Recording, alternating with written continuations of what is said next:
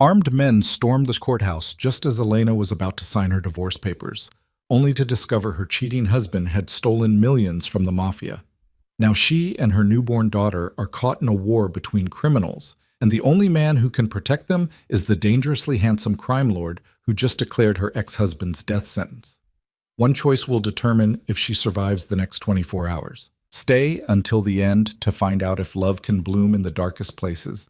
And don't forget to hit that like button and comment your city below so I can see how far this story travels. Emount. P.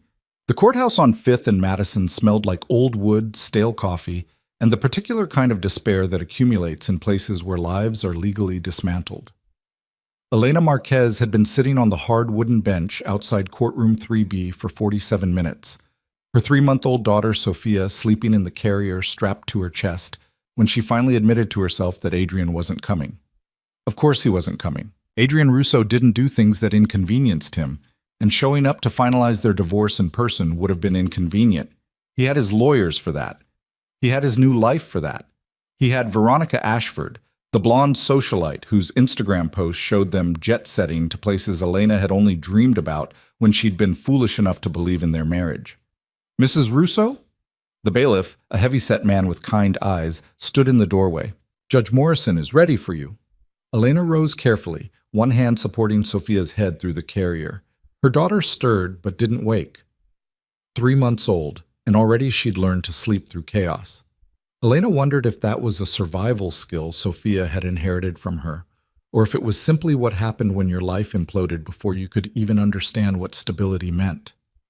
The courtroom was smaller than she'd expected. She'd watched enough legal dramas to envision something grand, but this was just a functional room with fluorescent lighting and American flags flanking the judge's bench. Adrian's attorney, a silver-haired man named Douglas Kemper, who charged $600 an hour, sat at the defendant's table reviewing documents. He looked up when Elena entered, his expression professionally neutral. "Miss Marquez?" He didn't call her Mrs. Russo. The message was clear. In his eyes, the marriage was already over. "Please have a seat." Elena sat at the plaintiff's table, alone. She couldn't afford an attorney, so she'd filed the paperwork herself, spending nights at the public library printing forms while Sophia slept in her stroller. The librarian, an elderly woman named Mrs. Chen, had helped her navigate the legal jargon, pointing out which boxes to check, which signatures were required. Judge Morrison entered through a side door and everyone stood. She was a woman in her early 60s with steel gray hair pulled into a severe bun and reading glasses hanging from a chain around her neck. She settled into her chair with the weariness of someone who had presided over too many broken promises. "Please be seated." Her voice carried the flat efficiency of routine. "We're here for the dissolution of marriage between Elena Marquez and Adrian Russo. Mr. Kemper, I see your client isn't present." "Your Honor, Mr. Russo has waived his right to appear. All necessary documents have been signed and notarized." Judge Morrison's lips thinned with disapproval, but she nodded. "Very well. Ms. Marquez, you're representing yourself?" "Yes, Your Honor." Elena's voice came out steadier than she felt. "And you're certain you want to proceed with this divorce?" The question seemed almost absurd. Certain? She'd been certain the day she came home early from her shift at the diner and found Adrian's phone lighting up with messages from Veronica. She'd been certain the night he told her their marriage had been a mistake, that he'd only married her because she'd been different from the women in his social circle. And wasn't that exactly the problem? She'd been certain every day of her pregnancy when he'd refused to touch her, looking at her changing body with something close to disgust. "Yes, Your Honor, I'm certain." Judge Morrison began reviewing the documents, her pen scratching notes in the margins. Elena let her gaze drift to the windows, watching clouds move across the gray November sky. In her carrier, Sophia made a small sound, something between a sigh and a coo. Elena pressed her hand against her daughter's back, feeling the tiny heartbeat against her palm. This was supposed to be the end. Sign the papers, walk away, start building something new from the wreckage. She'd already found a cheaper apartment in a worse neighborhood. She'd already accepted that she'd be raising Sophia alone, working double shifts, surviving on 4 hours of sleep and cheap ramen. It would be hard, but it would be honest. No more pretending to fit into Adrian's world of charity galas and business dinners where everyone smiled at her with pity, thinly disguised as politeness. Your Honor, Kemper's voice interrupted her thoughts. If I may, there are a few assets that require clarification. Mr. Russo has prepared a complete inventory of marital property, and he's willing to be generous in the settlement. Generous? The word tasted like poison. Elena had seen Adrian's idea of generosity. It meant giving her just enough to feel like she owed him something, just enough to keep her from making waves. I don't want anything from him, Elena said. The papers state that clearly. No alimony, no property division. I just want this over. Kemper's eyebrows rose slightly. Ms. Marquez, I understand you're upset, but you're entitled to, I'm not upset. I'm done. She met his eyes. I don't want to be tied to him in any way. Not financially, not legally, not ever again. Judge Morrison looked at her over her reading glasses.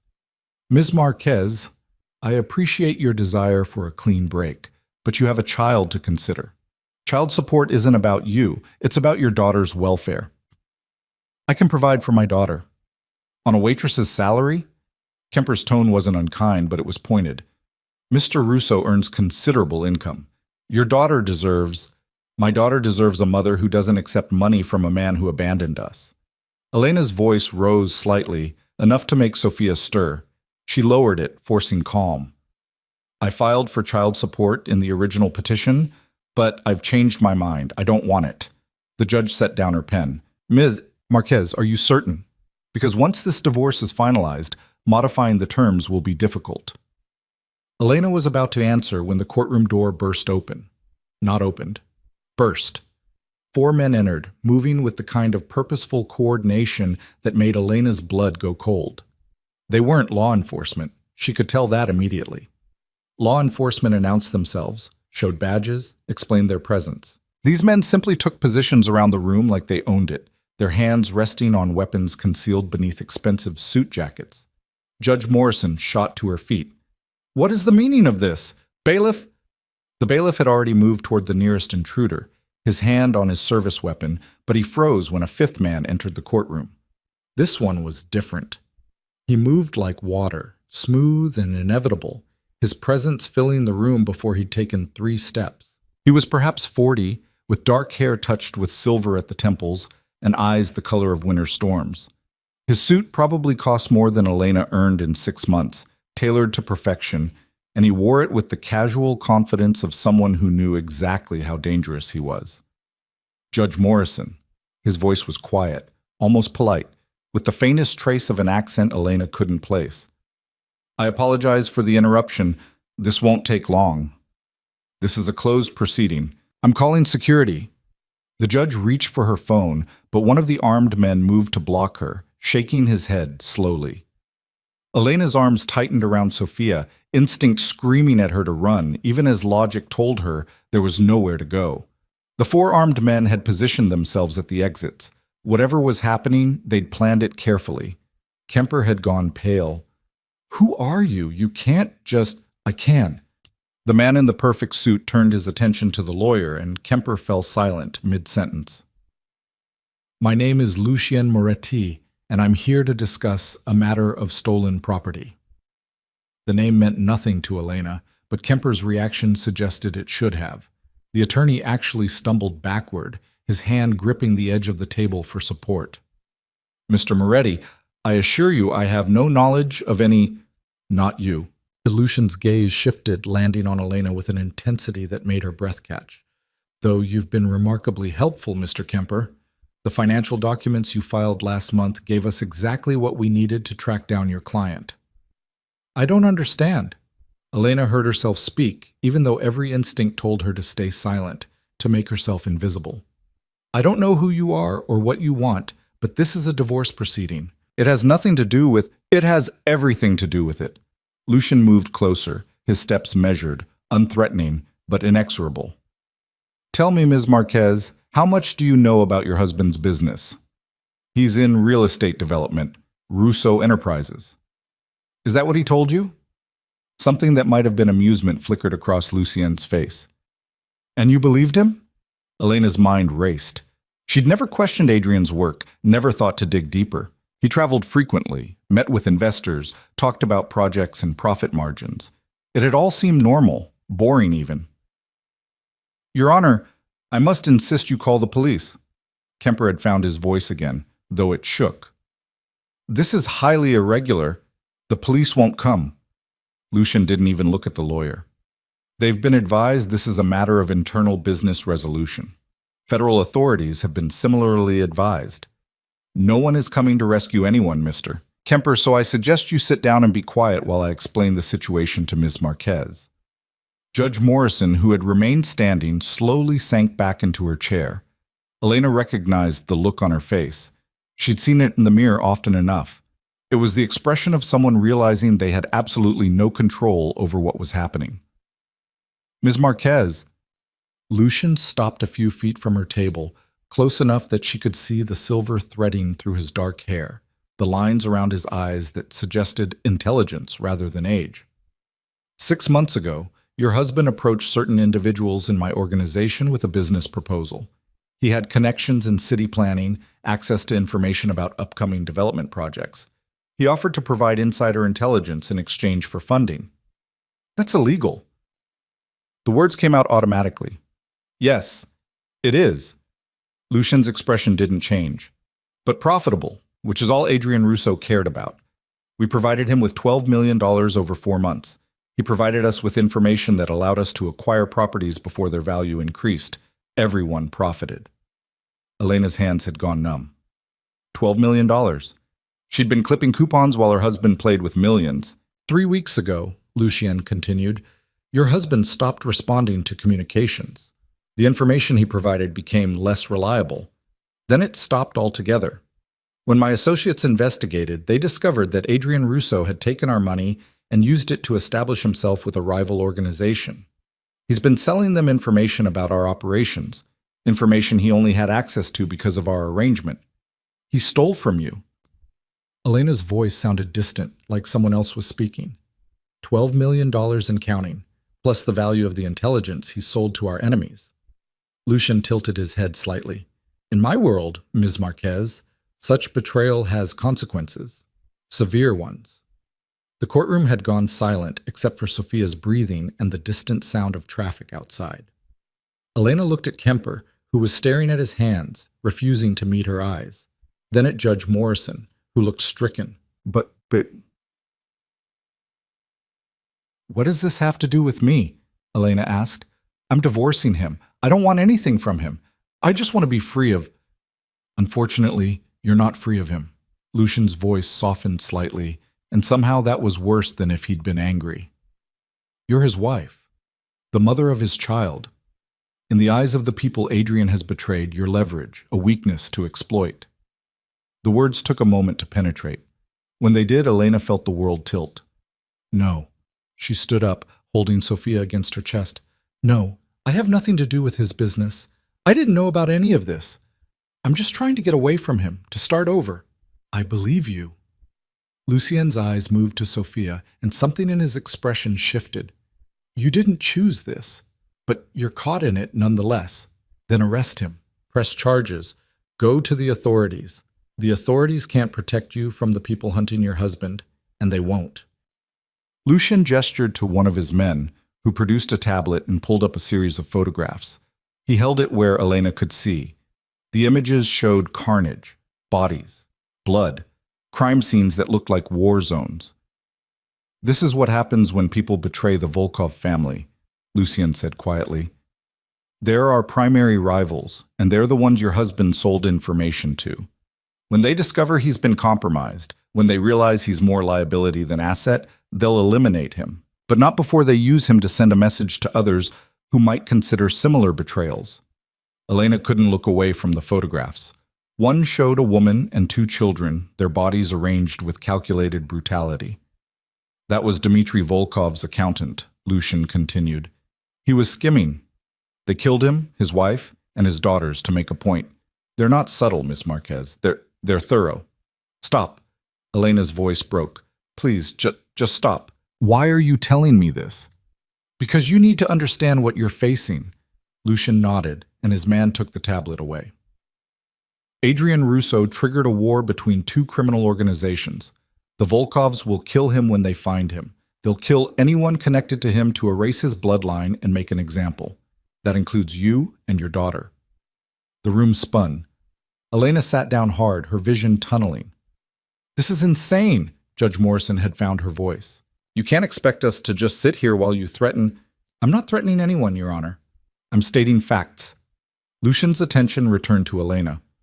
Miss Marquez, I want you to understand something. I didn't come here to hurt you. I came to offer you a choice. Elena forced herself to look at him, this dangerous stranger who spoke of murder like it was a business expense. What choice? You can leave this courthouse and try to disappear. Take your daughter, change your name, run as far and as fast as you can. Maybe you'll survive. Maybe the Volkovs won't find you. Maybe you'll get lucky. He paused. I don't believe in relying on luck. And the other option? You accept my protection. You come with me now, you and your daughter, and I guarantee your safety.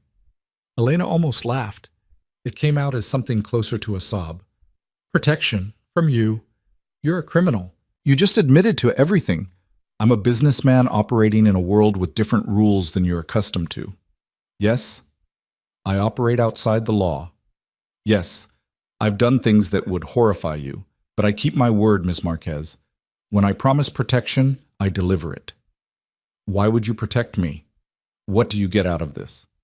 Lucien's expression remained neutral.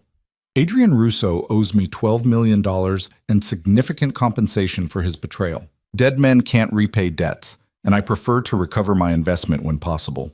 If I keep you and your daughter safe, I maintain leverage over him. He'll do anything to ensure your safety, which means he'll work to repay what he stole. You're going to use us as hostages. I'm going to keep you alive, Lucien corrected her gently. The alternative is what I showed you in those photographs. This isn't about what's fair or right, Ms. Marquez. This is about survival. Your survival and your daughter's. Sophia chose that moment to wake up, her small face scrunching as she began to fuss. Elena automatically began the gentle bouncing motion that sometimes soothed her, her mind racing through impossible choices. Run and risk everything. Trust a criminal and risk everything. There were no good options, only degrees of terrible. If I go with you, she heard herself say, what happens? Do I become a prisoner? You become a guest in my home under protective custody. You'll have your own rooms, everything you and your daughter need. You won't be free to leave the property unescorted, but you'll be safe, comfortable, alive. For how long? Until the situation is resolved, until Adrian repays his debt, or until the threat from the Volkovs is neutralized. Lucien glanced at his watch. I need an answer, Miss Marquez. The longer we stay here, the more attention we draw. Elena looked at Judge Morrison, hoping for guidance, for wisdom, for anything. But the judge just looked back at her with helpless sympathy. This was beyond her jurisdiction, beyond anyone's ability to fix with legal procedures and proper channels. I don't even know you, Elena's voice cracked. You could be lying about all of this. You could be, you don't know me. You don't trust me. I understand. Lucien reached into his jacket slowly, carefully, and pulled out not a weapon, but a phone. He pulled up a news website and held it where she could see. The headline read, FBI investigating missing real estate developer Adrian Russo. Below it, a smaller story, bodies discovered in warehouse district linked to organized crime. And another, federal task force warns of escalating gang violence. This is happening, Lucien said quietly. Whether you want to believe it or not, Adrian's disappearance has already made the news. The FBI is looking for him, which means they'll be looking for you. The Volkovs are looking for him, which means they're looking for you. Everyone wants to find Adrian Russo, and you're the most obvious place to start. Elena's arms tightened around Sophia. Her daughter had stopped fussing and was looking up at her with wide, trusting eyes. 3 months old, helpless, dependent on Elena for everything. What kind of mother runs toward danger? What kind of mother trusts a man who admits to being a criminal? What kind of mother lets her baby die because she's too proud to accept help from an imperfect source? If I say yes, Elena whispered, if I go with you, I need your word, your absolute word that my daughter will be safe. You have it.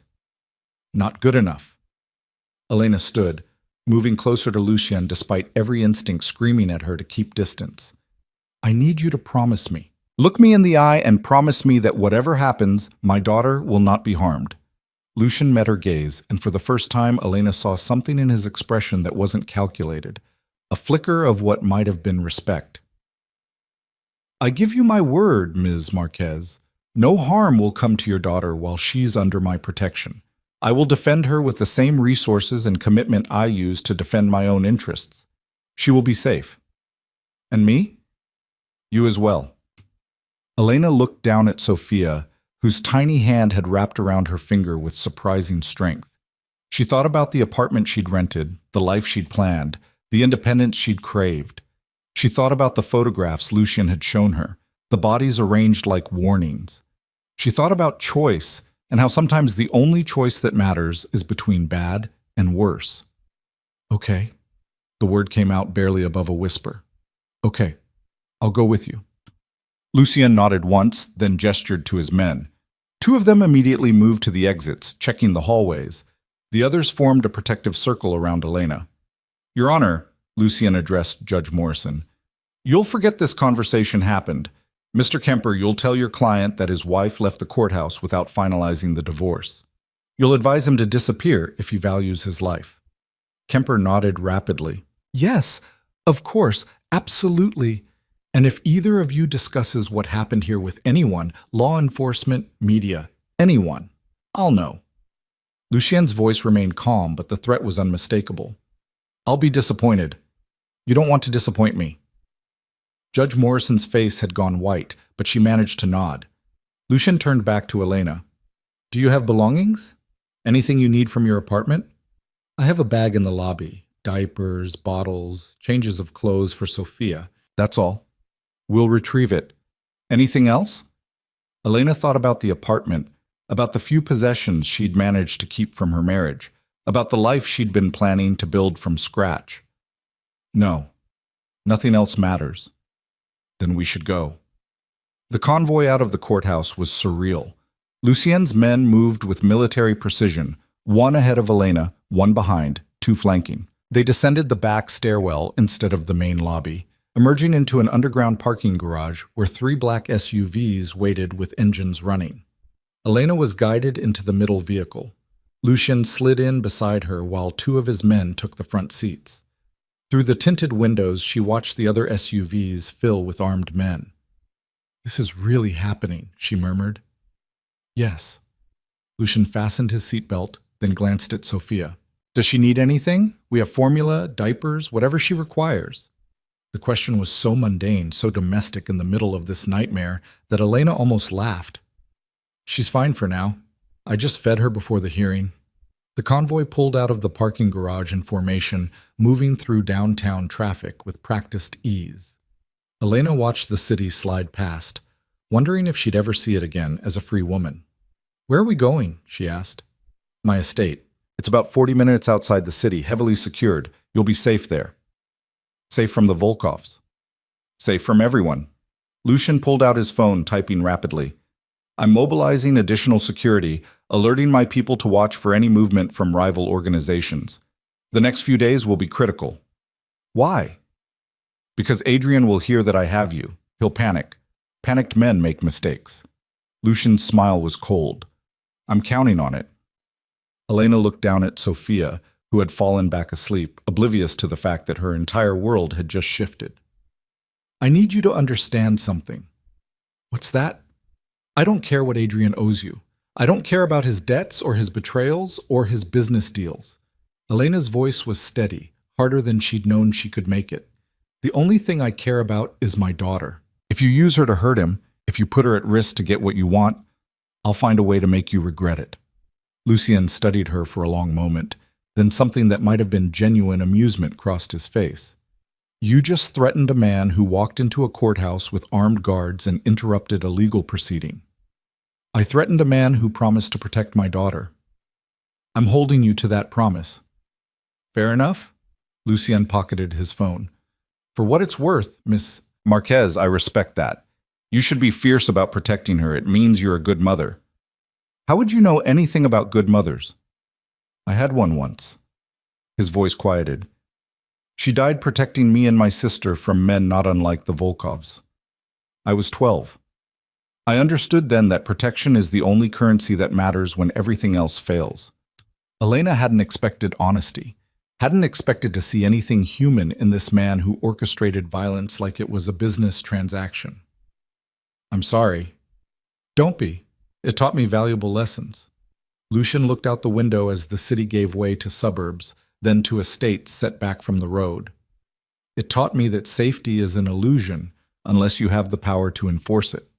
That's what I'm offering you. Not an illusion, but actual protection backed by resources and commitment. The convoy turned onto a private drive flanked by high stone walls topped with security cameras. Gates opened automatically, revealing manicured grounds that stretched toward a mansion that looked like it belonged in a European countryside rather than outside an American city. This is your home? Elena couldn't keep the disbelief from her voice. One of them. I find it's best not to stay in the same place too long. Lucian gestured toward the mansion. But it's secure, comfortable. You'll have everything you need.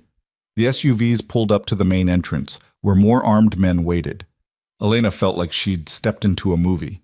Except movies didn't capture the weight of real fear, the way her hands shook as she unbuckled Sophia from the carrier.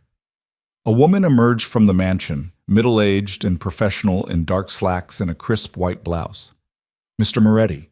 Sophia, this is Elena Marquez and her daughter Sophia. They'll be staying with us. Please prepare the guest suite in the East Wing and make sure they have everything they need. Of course. Sophia's expression softened when she looked at Elena and the baby. Come with me, dear. Let's get you settled. Lucien touched Elena's elbow gently. Sophia runs my household. She's trustworthy and discreet. If you need anything, ask her. Elena wanted to protest, to demand more explanations, to understand exactly what she'd agreed to, but exhaustion was crashing over her like a wave, adrenaline giving way to bone-deep weariness.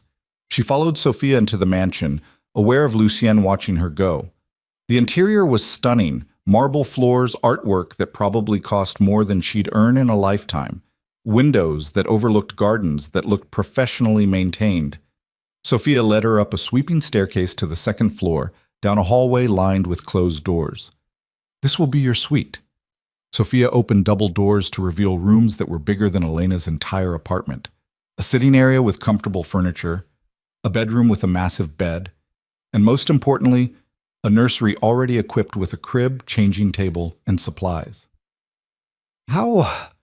Elena stared at the nursery. This is already set up. Mr. Moretti called ahead while you were en route. We had everything delivered and assembled. Sophia smiled. He's very efficient when he wants something done. Elena set down the diaper bag and carefully placed Sophia in the crib, making sure she was secure. Her daughter didn't wake, exhausted from the day's chaos. There's formula in the mini fridge, diapers in the changing table, clothes in the dresser. Sophia pointed out each item. If you need different sizes or brands, just let me know. The bathroom is through that door, fully stocked. Towels, toiletries, whatever you need. Thank you. Elena's voice was hoarse. Sophia's expression turned sympathetic. I know this must be overwhelming, but you're safe here. Mr. Moretti takes his commitments very seriously. He's a criminal. Yes. Sophia didn't flinch from the truth. But he's also a man of honor in his own way. If he promised to protect you, he will. After Sophia left, Elena sank onto the edge of the bed and let herself shake. The enormity of what had happened crashed over her. The courtroom, the armed men, the photographs of bodies. The choice that wasn't really a choice. She'd walked into that courthouse planning to start over, to build something clean and honest from the ruins of her marriage. Instead, she'd traded one prison for another. Except this prison had marble floors and armed guards, and a man who spoke of violence like poetry. This prison came with promises of protection that might be the only thing standing between her daughter and a brutal death. Elena looked at Sophia sleeping peacefully in the crib, oblivious to danger, trusting that her mother would keep her safe. She'd made the only choice she could. Now she had to live with it, whatever that meant. The first night in Lucian Moretti's mansion, Elena didn't sleep at all.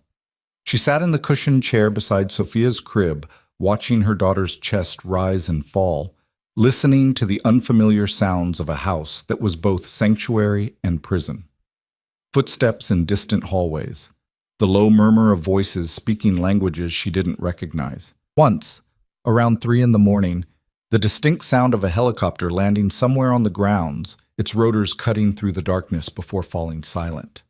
When dawn finally broke, painting the nursery in shades of pink and gold, Elena felt hollowed out, her mind still racing through everything that had happened in the courthouse. She kept seeing Lucian's face as he showed her those photographs, kept hearing his voice as he explained the choice that wasn't really a choice at all. Sophia woke hungry and fussing, her cries cutting through Elena's exhaustion like a blade. Elena lifted her daughter from the crib, settling into the nursing chair by the window. As Sophia latched on, Elena looked out over the estate grounds. Manicured gardens, a fountain in the center courtyard, trees that must have been decades old forming a natural barrier between the mansion and the outside world.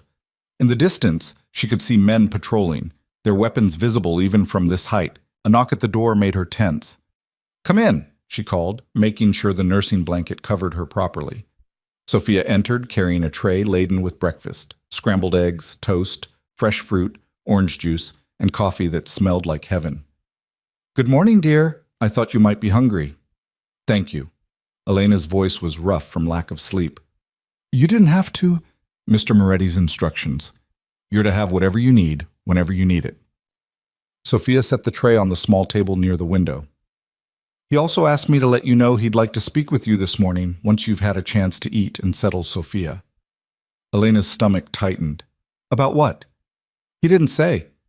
But he's not a man who wastes time with small talk." Sophia's expression softened. "Don't worry. If he wanted to harm you, you wouldn't be having breakfast in a comfortable suite. You'd already know his intentions." The reassurance was less comforting than Sophia seemed to think, but Elena nodded anyway. After Sophia left, she managed to eat half the breakfast while Sophia dozed against her shoulder. The food was excellent, which somehow made everything worse.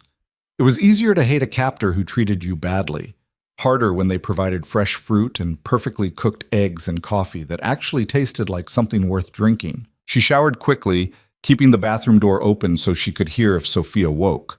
The bathroom was stocked with expensive toiletries, thick towels, and a bathrobe softer than anything Elena had ever owned. She dressed in the same clothes she'd worn to the courthouse, they were all she had, and pulled her dark hair into a ponytail. Sophia was awake when she emerged, making the small cooing sounds that meant she was content for now. Elena changed her diaper, dressed her in a clean onesie from the supplies Sophia had mentioned, and tried to prepare herself for whatever conversation Lucian wanted to have. She found him in what Sophia called the library, though it looked more like a command center disguised as a gentleman's study. Floor-to-ceiling bookshelves lined 3 walls filled with leather-bound volumes in multiple languages. The 4th wall consisted of windows overlooking the gardens. In the center of the room, Lucian sat behind a massive desk, multiple monitors displaying security feeds, financial data, and what looked like maps marked with colored pins. He looked up when she entered, his expression unreadable. He'd changed from the immaculate suit he'd worn yesterday into dark slacks and a white dress shirt with the sleeves rolled to his elbows. Somehow, the casual attire made him seem more dangerous, not less. "Ms. Marquez, please sit." He gestured to the chair across from his desk. Elena sat, adjusting Sophia in her arms. "It's just Elena. I think we're past formalities." "Elena, then." Lucian closed the laptop in front of him, giving her his full attention. "How did you sleep?" "I didn't." "Understandable. The first night in a new place is always difficult." He paused. "Especially when that place isn't your choice. Is this where you tell me what happens now? What the rules are?" "Partially." Lucian leaned back in his chair. "But first I need to understand something. How much do you actually know about Adrian Russo? His background, his business dealings, his connections?" Elena shifted Sophia to her other arm. "I know he came from money. Old money. The kind that comes with expectations and country club memberships. I know he went to Princeton, worked for his father's real estate company before starting his own firm. I know he was charming when we met, attentive, made me feel like I mattered." Her voice hardened. "I know he was a liar who was already involved with Veronica while he was married to me. Beyond that, apparently I don't know anything." "You met him how?" "I was waitressing at a restaurant his company used for business dinners. He came in regularly, always polite, good tipper. One night he asked me out." Elena looked down at Sophia, who was watching Lucien with wide, curious eyes. "I thought I was Cinderella. Turns out I was just naive." When did the marriage start deteriorating? Why does this matter? Because I need to understand Adrian's psychology, what he values, what motivates him, what he fears. Lucian's eyes never left her face. You were married to him. You saw him in ways his business associates never did. Elena considered refusing to answer, but what was the point? She was already here, already trapped in whatever game Lucian was playing with her ex-husband. It started deteriorating the moment I got pregnant. He didn't want children, said we weren't ready, that it would complicate things. I thought he'd come around once Sophia was born, but he just pulled further away. Did he ever discuss his work with you? No. He said I wouldn't understand the complexities, that it was boring business talk. Elena's laugh was bitter. I believed that too. I believed everything he told me because I wanted the fairy tale to be real. Lucian was quiet for a moment, his fingers steepled beneath his chin. Adrian Russo is not a master criminal. He's a desperate man who got in over his head and made catastrophically stupid choices to try to save himself. That's supposed to make me feel better? It's supposed to help you understand what you're caught in the middle of. Lucien stood, moving to the windows. Adrian's father died 2 years ago, leaving the company to him. What Adrian didn't reveal publicly was that his father left behind significant debts, legitimate debts, from bad investments and declining property values. Adrian needed cash fast to keep the company afloat. So he turned to criminals. He turned to me. I'm a businessman who operates in gray areas, yes, but I'm not reckless. I perform due diligence. I make calculated investments. Lucien's voice carried an edge of anger now. Adrian presented himself as someone with valuable connections and information. I provided capital with the understanding that he would deliver results. He delivered for a while, long enough to earn my trust. And then he betrayed you. And then he got greedy. The Volkov family offered him more money for better information, details about my operations, my vulnerabilities, my business strategies. Lucien turned to face her. He sold me out to my enemies and took my money with him. Sophia began to fuss, and Elena automatically started the gentle bouncing that sometimes soothed her. I still don't understand what this has to do with me. I never knew about any of this. I have no information, no access to whatever Adrian was involved in. You have something more valuable than information. Lucian's gaze dropped to Sophia. You have his child, his daughter, DNA evidence of his bloodline. The words sent ice through Elena's veins. If you think I'm going to let you, I'm not going to harm her. Lucian's interruption was sharp. I gave you my word yesterday, and I meant it. But you need to understand how people like the Volkovs think. They don't just kill traitors. They erase them. Every connection, every legacy, every trace. Your daughter represents Adrian's continuation. They'll want her dead to send a message. Elena held Sophia tighter. Then why are you protecting us? If she's such a valuable target, why not just hand us over, use us as bait? Because I'm not the Volkovs. Lucian returned to his desk, pulling up something on one of his monitors. Look at this. Elena rose carefully and moved to where she could see the screen. It showed a photo of Lucien, younger, standing with a woman who had his eyes, and a girl who couldn't have been more than 6 or 7. My sister Carlotta and my niece Juliana. Lucian's voice was quieter now. They died 8 years ago in an attack meant for me. A rival organization thought they could force my cooperation by targeting my family. They were wrong about the cooperation part, but they succeeded in destroying everything I valued. I'm sorry, Elena said, and meant it. I swore then that I would never allow innocents to be used as weapons again. Not in my name, not in my presence, not while I have the power to prevent it. Lucien closed the screen. Your daughter is innocent. She didn't choose her father, didn't choose to be born into this situation. I won't see her harmed because of Adrian's sins. Elena searched his face for deception, for manipulation, but all she saw was a grief that mirrored her own fears. What do you want from me? Cooperation, patience, trust, eventually. Lucien ticked off the items. I need you to stay here, stay safe, let my people protect you while I deal with Adrian and the situation he created. In exchange, you and Sophia will have everything you need. Safety, comfort, security. For how long? I can't give you a timeline. These things resolve on their own schedule. Lucien met her eyes. But I can promise you this. I will not keep you here one day longer than necessary for your protection. A soft knock interrupted them.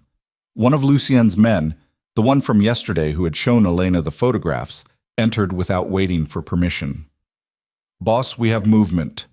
Lucien's entire demeanor shifted, tension replacing the relative calm he'd shown during their conversation. Where? Adrian contacted his lawyer 30 minutes ago. Kemper's office is under surveillance. The call was brief, but we got a trace. He's still in the city? Appears so. Kemper advised him to run just like you instructed, but Adrian's not listening. He wants to negotiate. Lucien's smile was dangerous. Of course he does. He thinks he can talk his way out of this. He glanced at Elena. Does that sound like him? The negotiator? The smooth talker? Elena thought about the man she'd married, the one who had convinced her to ignore her instincts, to trust his version of events even when evidence suggested otherwise. Yes, that's exactly like him. Then he's more predictable than I thought. Lucien turned back to his man. Set up a meeting, neutral ground, my security protocols. Let him think he has a chance to fix this. And when he arrives, we'll have a conversation about responsibility and consequences. Lucien's voice was ice. Elena, I need you to go back to your suite now. What happens next isn't something you need to witness. Elena should have been relieved to be dismissed, to avoid whatever violence was about to unfold. Instead, she found herself asking, Are you going to kill him? Lucien studied her carefully. Would you care if I did? She thought about the question, really thought about it. Adrian had betrayed her, abandoned her pregnant, filed for divorce the day Sophia was born. He'd put them both in danger through his greed and stupidity. Did she care what happened to him? No, she said finally. But I care what it means for Sophia. Legally, emotionally, everything. If you kill her father, that's something she'll have to carry. I'm not planning to kill him. I'm planning to make him useful. Lucien's expression softened slightly. Despite what you might think, I don't kill people casually. It's bad for business and creates complications. Adrian is worth more to me alive and motivated than dead and useless. The assessment was cold but pragmatic, and Elena found herself almost believing him. What will you do to him? Make him understand the cost of betrayal. Make him work to repay his debts.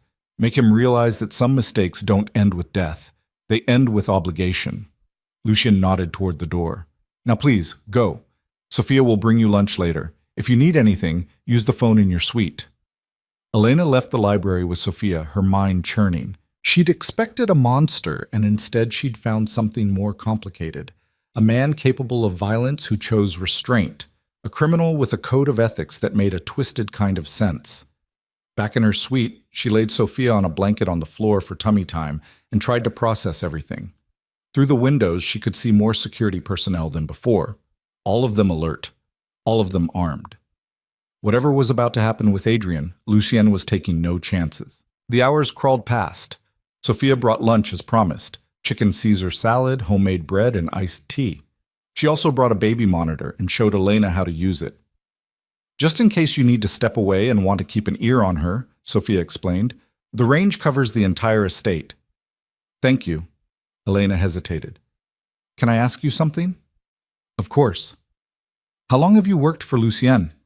Sophia settled into the chair across from Elena.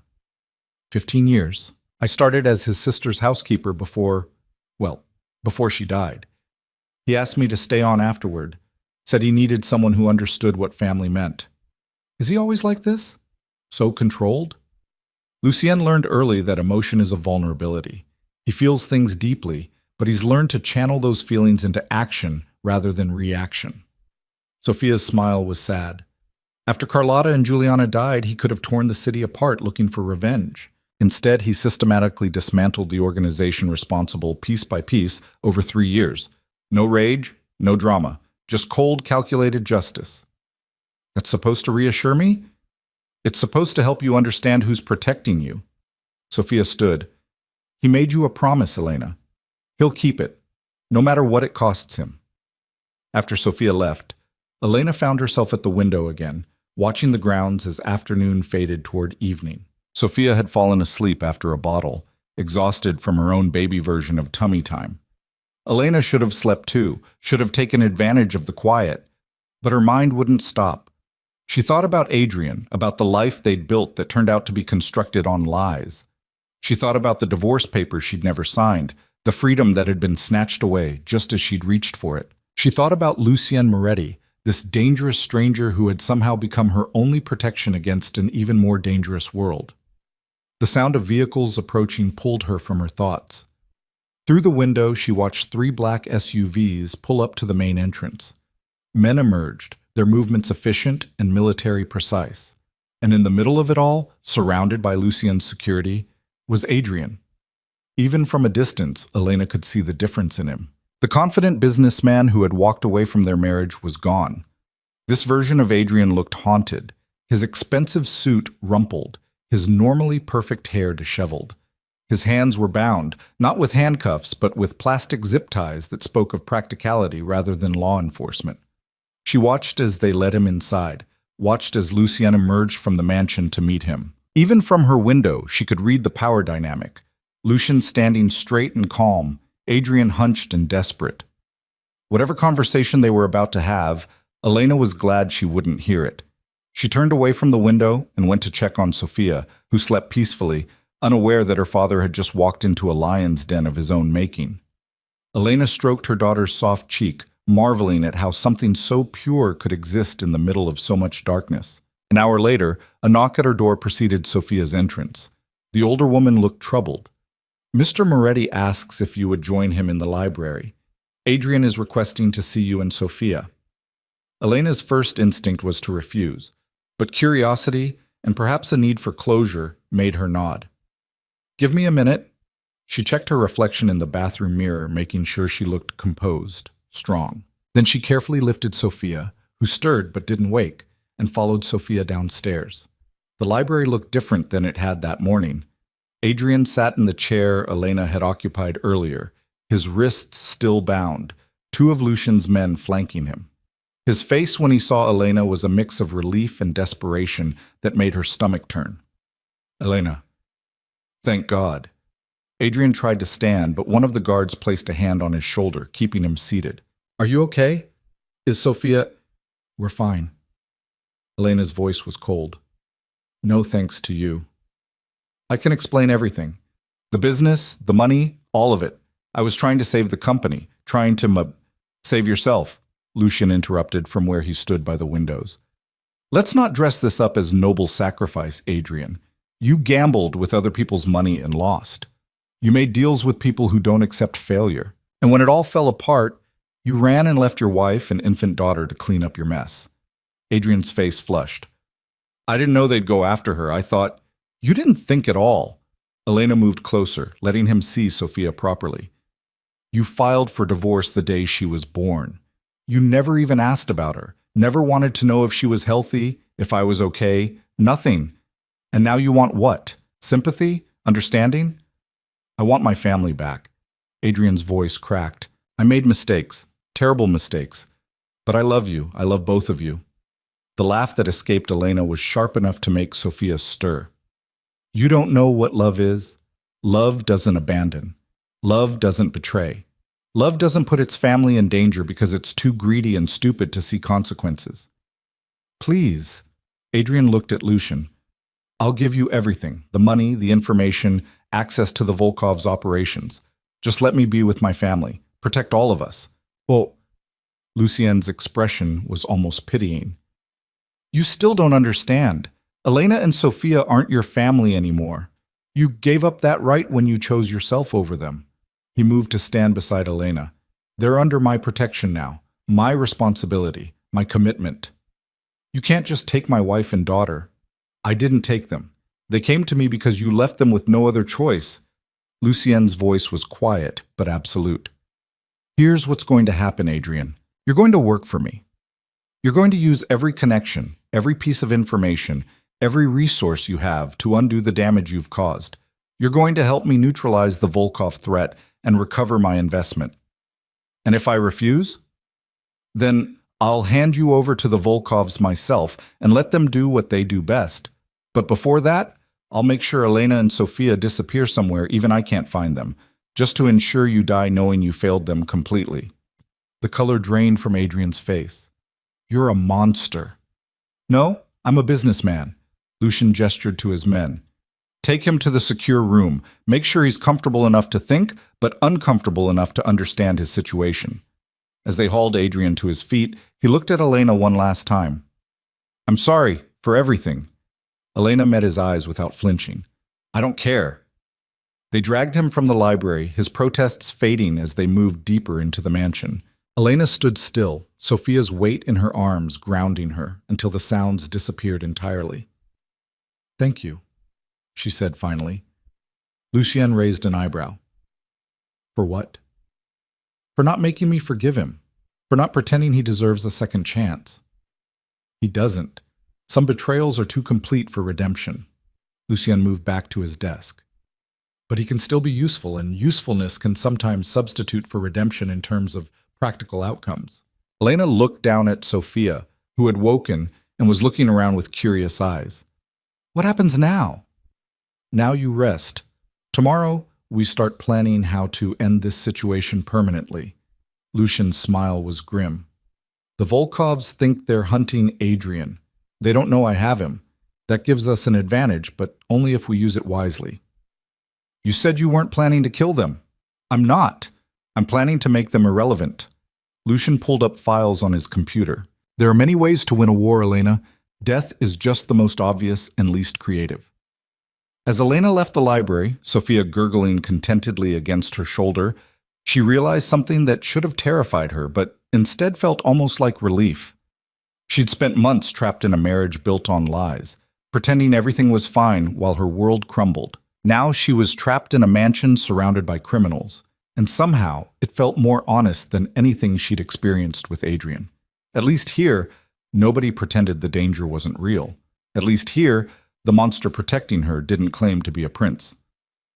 That night, Elena finally slept, Sophia safe in the crib beside her bed, armed guards patrolling the hallways outside. And for the first time since the courthouse, she didn't dream of running. She dreamed of standing her ground. The routine established itself over the following week with unexpected ease. Elena woke each morning to find breakfast waiting outside her suite, prepared exactly how she liked it after Sophia had quietly observed her preferences. She spent mornings with Sophia, afternoons walking the estate grounds under the watchful eyes of Lucien's security team, and evenings in her suite reading from the extensive library Sophia had made available to her. She saw Lucien rarely during those first days. He was orchestrating something complex. She could tell from the increased activity around the mansion, the constant flow of visitors who arrived in expensive cars and left looking either satisfied or terrified. She didn't ask what he was doing. Part of her didn't want to know. But on the 8th day, everything changed.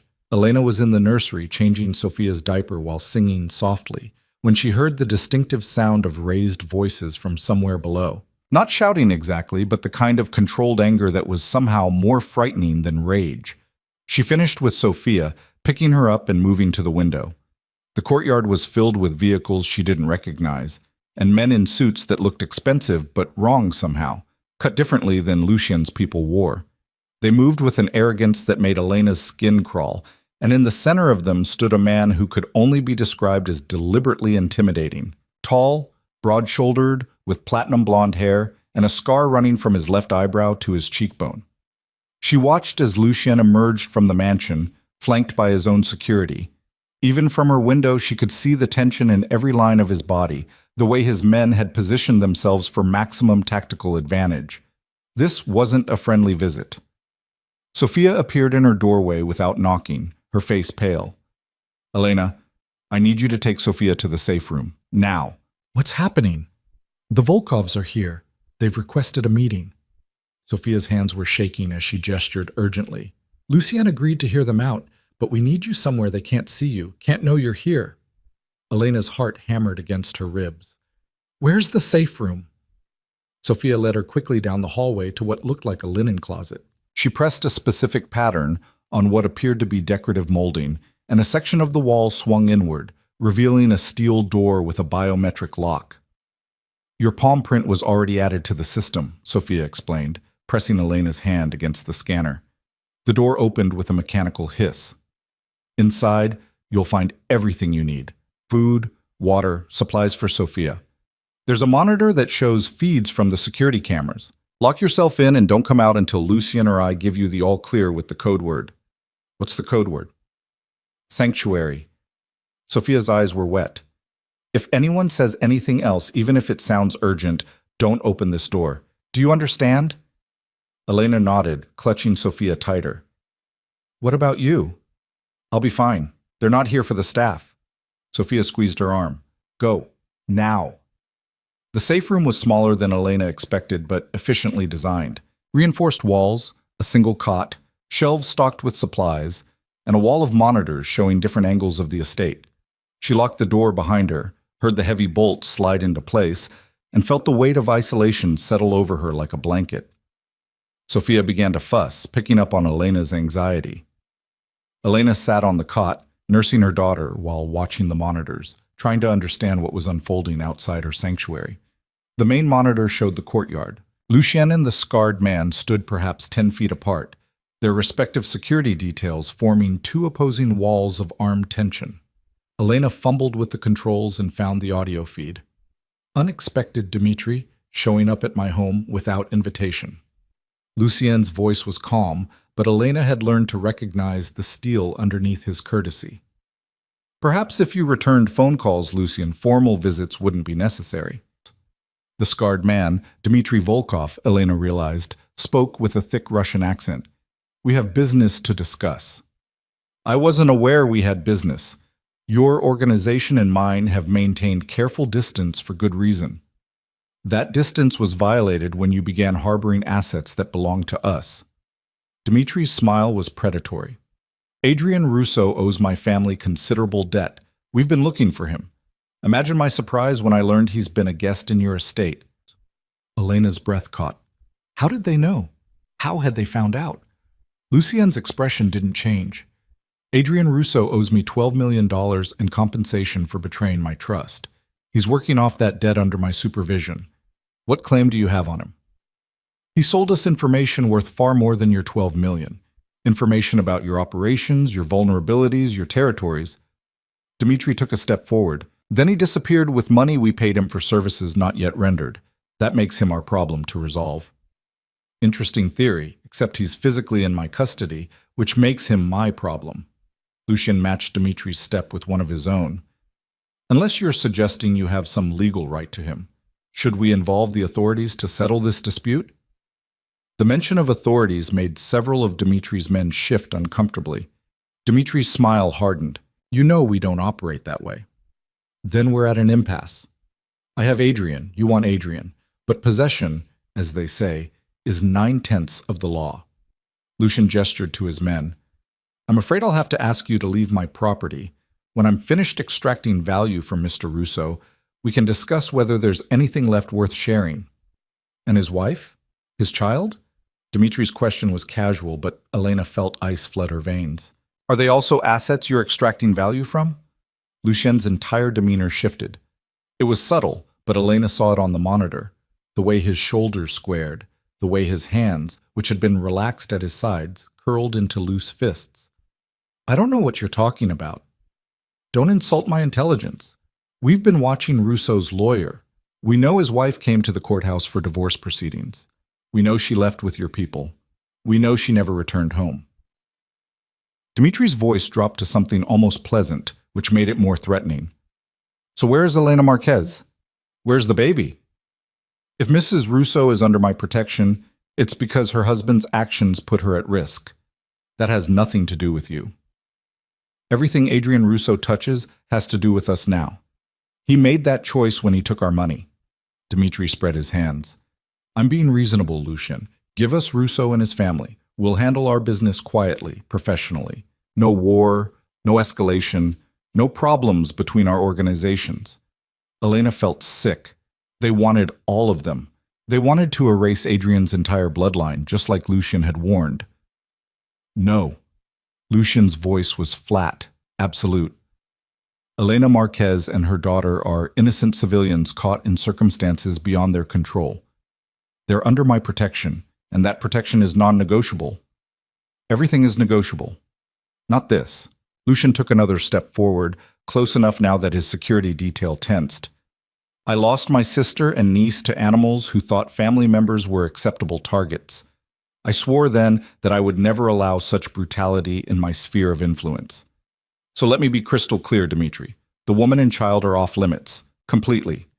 If you or anyone in your organization makes a move toward them, I will consider it a declaration of war. Dmitri studied Lucian for a long moment, then laughed. It was a cold, mirthless sound. For a woman you barely know, for a child that isn't yours, you'd risk everything we've carefully built in this city. I've built what I have through strength and reputation. Backing down from a threat to innocence would damage that reputation irreparably. Lucian's voice was quiet enough that Elena had to turn up the audio. So yes, Dmitri, I would risk it. The question is whether you want to test my resolve. The tension in the courtyard was palpable, even through the monitor. Elena watched men on both sides adjust their positions, hands drifting toward weapons. One wrong move, one miscalculation, and the estate would become a battlefield. Sophia had finished nursing and was drowsing against Elena's shoulder. Elena held her breath, waiting for violence to erupt, waiting for the safety of the reinforced room to be tested. Finally, Dmitri stepped back. You're making a mistake, Lucian. The Volkov family doesn't forget. We don't forgive. You're choosing the wrong side of this conflict. I'm choosing the side that lets me sleep at night. You should try it sometime. Lucian gestured toward the gates. Leave. Now. Before my patience runs out. Dmitri's men began moving back toward their vehicles, but Dmitri himself paused. 1 week, Lucian, I'll give you 1 week to reconsider. After that, anyone harboring Adrian Russo or his family becomes a legitimate target. That includes you, your people, everyone in this mansion. Noted. Now get off my property. Elena watched the Volkovs leave, their vehicles peeling out with deliberate aggression, kicking up gravel as they sped through the gates. Only after they disappeared from view did Lucian's men relax slightly, though their weapons remained accessible. Lucian stood in the courtyard for several minutes after the Volkovs left, his head bowed, his hands clasped behind his back. Elena could see him thinking, calculating, planning. Then he turned and walked back into the mansion, his movements controlled but somehow weary. 20 minutes passed before she heard a knock on the safe room door. Elena, it's Sophia. The code word is sanctuary. You can come out now. Elena unlocked the door carefully, half expecting a trick, but it was just Sophia looking exhausted and relieved. Is it over? For now. Sophia helped her back to the suite. But things are going to get more complicated. Lucien was waiting in her sitting room, standing by the window with his back to the door. He turned when they entered, and Elena was struck by how tired he looked. Not physically, but the kind of soul-deep exhaustion that came from carrying too much weight for too long. I'm sorry you had to hear that, he said without preamble. You stood up for us. Elena's voice was unsteady. You put yourself and your organization at risk to protect people you barely know. I told you I would protect you. I keep my word. Lucian moved to the sofa, gesturing for her to sit. But I need you to understand what that confrontation means. The Volkovs won't back down. They'll see my protection of you as a weakness to exploit, a vulnerability to target. So what happens now? Now we prepare for war. Lucian's voice was grim. I've been trying to resolve this situation diplomatically, to use Adrian's information and resources to neutralize the Volkov threat without direct conflict. That option is no longer viable. They've forced my hand. Elena sat down carefully, adjusting Sophia in her arms. You're going to fight them. I'm going to eliminate them as a threat. There's a difference. Lucian leaned forward, his elbows on his knees. Fighting is reactive, chaotic. What I'm planning is systematic dismantling. Their businesses, their alliances, their resources, everything that gives them power in this city. I'm going to take it apart piece by piece until they have no choice but to retreat or be destroyed. That sounds like it could take months. Weeks, if I'm efficient. Days, if I'm willing to be ruthless. Lucian met her eyes. But I need to ask you something, and I need you to be honest with me. What? Are you willing to stay here through whatever comes next? Because I can arrange to move you somewhere safer, somewhere far from this city and this conflict. You and Sophia could disappear, start fresh under new identities. I have the resources to make that happen. Elena looked down at her daughter, who was sleeping peacefully, oblivious to the danger surrounding them. The offer was tempting. Disappear, start over, leave all of this behind. But something stopped her from accepting immediately. If I leave, she said slowly, does that make your position weaker? Does it give the Volkovs what they want? Lucian's expression showed surprise. It removes you as a target, which removes their leverage. But yes, strategically, it would be interpreted as me backing down from my protection commitment. Then I stay. The words came out more confidently than Elena felt. You've protected us when you didn't have to. You've kept your promises when my own husband broke everyone he made. I'm not going to repay that by running away and making you look weak. This isn't about gratitude or repayment. This is about your safety and Sophia's. And what about your safety? Elena challenged. What about Sophia and all the people who work here? What about your reputation and your ability to protect others in the future? If the Volkovs learn they can force you to back down by threatening innocents, how many more innocents will they threaten? Lucian was quiet for a long moment. You're thinking strategically. That's dangerous. I'm thinking like a mother. If we run now, we'll always be running. There will always be another threat, another dangerous man looking for leverage. Elena shifted Sophia to her other arm. But if you stop the Volkovs, if you prove that threatening your protection doesn't work, maybe Sophia grows up in a world where she doesn't have to hide. That's optimistic. That's desperate. Elena's voice cracked slightly. I don't want to raise my daughter in fear. I don't want her first years to be defined by running and hiding. So if staying here, if being part of whatever you're planning, gives her a chance at something better, then that's what I choose. Lucian stood, moving to the window again. You realize what you're saying yes to. The estate will become a fortress. There will be armed guards everywhere. You'll hear things, see things that you can't unhear or unsee. And if the Volkovs attack before I can neutralize them, this mansion could become a war zone. I understand. Do you? He turned to face her. Because once we start down this path, there's no going back. You'll be complicit in whatever I do to stop them. That weight doesn't disappear just because your intentions were pure. Elena thought about the photographs Lucien had shown her that first day in the courthouse, the bodies arranged like warnings.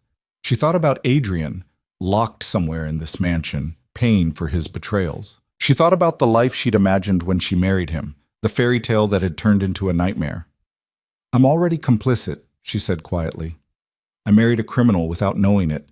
I gave birth to his child. I walked into that courthouse and triggered everything that followed. None of this is my fault, but all of it involves me. So I might as well choose which side I'm complicit with. Lucien's smile was small but genuine. You're stronger than you look, Elena Marquez. I'm a mother. Strength isn't optional. She stood, cradling Sophia. So what do we do now? Now I make some phone calls and remind people why crossing me is a bad idea. Lucian moved toward the door. You should rest. Tomorrow I'm increasing security around your suite.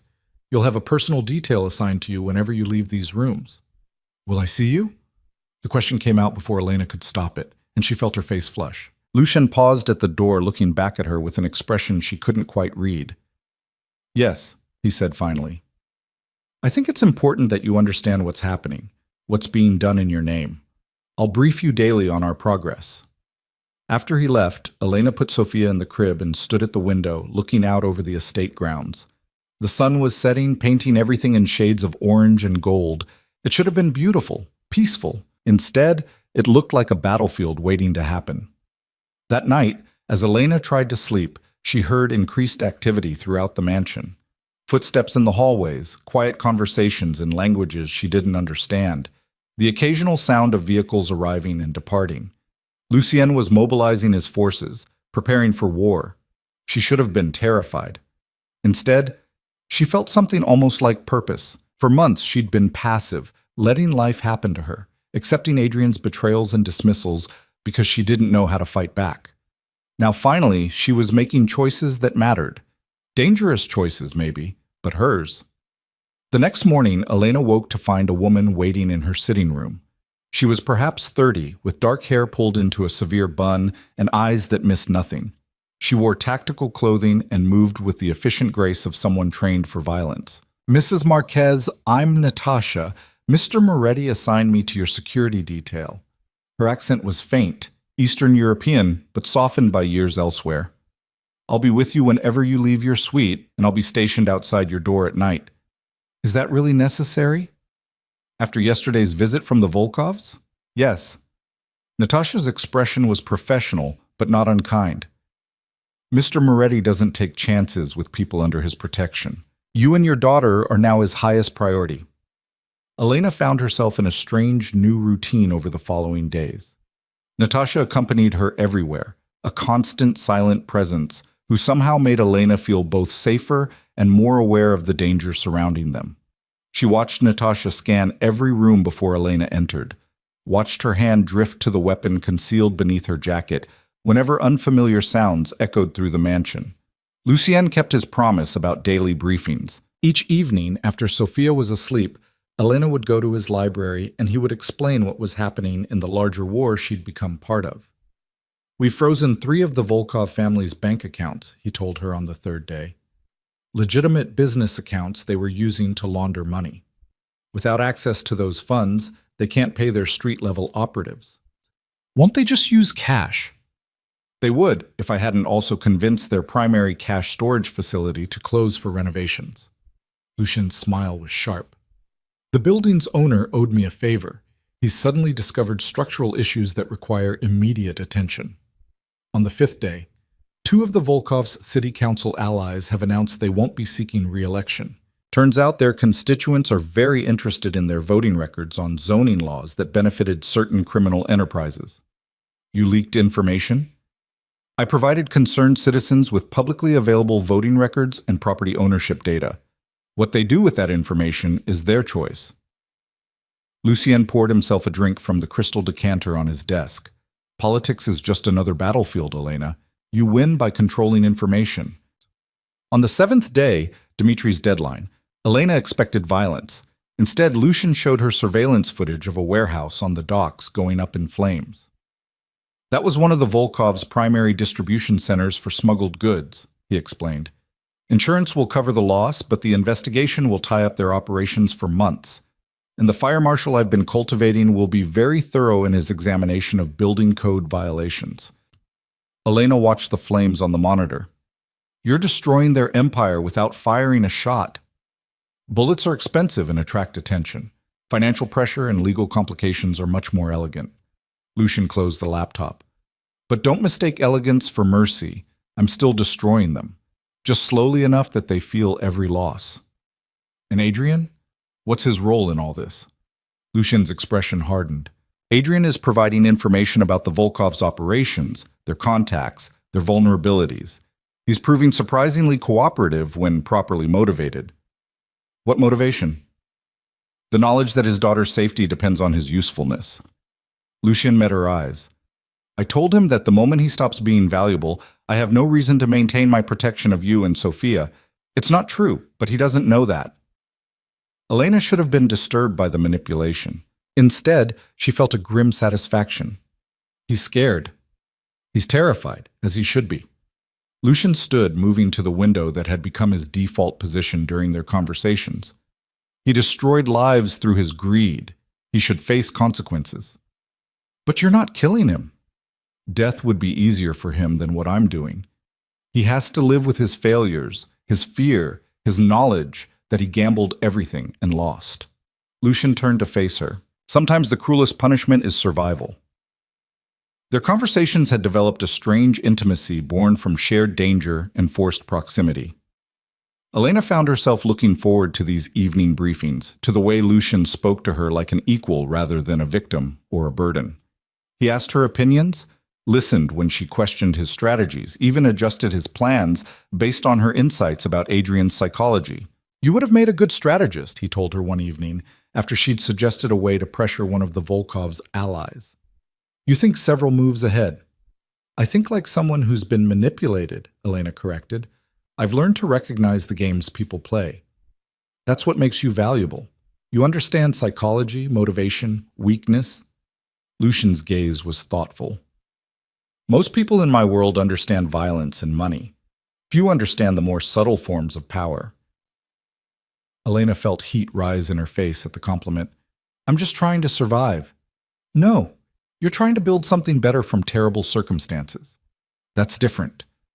The moment stretched between them, charged with something Elena couldn't quite name. Then Sophia's cry cut through the tension, and Elena excused herself to return to her suite. But as she nursed her daughter that night, she couldn't stop thinking about the way Lucien had looked at her, the respect in his voice when he called her valuable. It was different from how Adrian had made her feel. Adrian had made her feel chosen, special, elevated to a world above her station. Lucien made her feel capable, strong, equal. It was the difference between being treasured and being respected. Elena was beginning to understand which one mattered more. The attack came on the 9th day, swift and brutal, and exactly as Lucien had predicted. Elena was in the nursery with Sophia when the alarms began to wail, a sound like the end of the world compressed into electronic screaming. Natasha burst through the door before Elena could even react. "Safe room! Now! Move!" Natasha had her weapon drawn, her free hand gripping Elena's arm. They ran through the hallways, Natasha somehow managing to move quickly while still checking corners, still maintaining tactical awareness. Behind them, Elena heard sounds she'd only encountered in movies: gunfire, shouting, explosions that made the mansion shudder. The safe room door was already open. Sophia waited inside, pale but composed. "Hurry!" Natasha pushed Elena inside, then positioned herself at the door. "I'll be right outside. Lock it behind me." "Wait," Elena started, but Natasha was already gone, the heavy door swinging shut. Elena engaged the locks, heard the bolt slide home, and turned to find Sophia preparing formula with shaking hands. "They're here," Sophia said quietly. "The Volkovs. They're attacking." Elena clutched Sophia tighter and moved to the monitors. The screens showed chaos, armed men pouring through breaches in the estate walls, Lucien's security forces forming defensive lines, gunfire lighting up the twilight like deadly fireworks. And in the center of it all, she saw Lucien. He moved through the battle with the same controlled grace he brought to everything, a weapon in his hands, his men following his commands with absolute trust. He wasn't hiding in safety while others fought. He was leading from the front, protecting his territory and everyone in it, protecting her. The battle raged for what felt like hours but was probably less than 30 minutes. Elena watched men fall on both sides, watched Lucien's forces slowly push back the invaders, watched the estate that had become her sanctuary transform into a war zone. And she understood, finally and completely, what Lucien had tried to warn her about. This was the world she'd chosen to stay in. This violence, this danger, this brutal reality where safety was maintained through strength and defended through blood. She should have regretted her choice. Instead, watching Lucien fight to protect her and Sophia, Elena felt something unfamiliar bloom in her chest. It wasn't love, not yet, but it was the recognition that some men proved their worth not through promises, but through action. Adrian had promised her everything and delivered nothing. Lucien had promised her protection and was bleeding for it in the courtyard below. The difference mattered more than Elena had ever imagined possible. When the gunfire finally stopped, the silence was almost worse than the chaos. Elena stood frozen in front of the monitors, Sophia pressed against her chest, watching as Lucien's men moved through the grounds, checking bodies and securing the perimeter. Smoke drifted across the screens, obscuring parts of the courtyard where fires had been extinguished. The estate looked like a battlefield, and in every way that mattered, it had been. "How many?"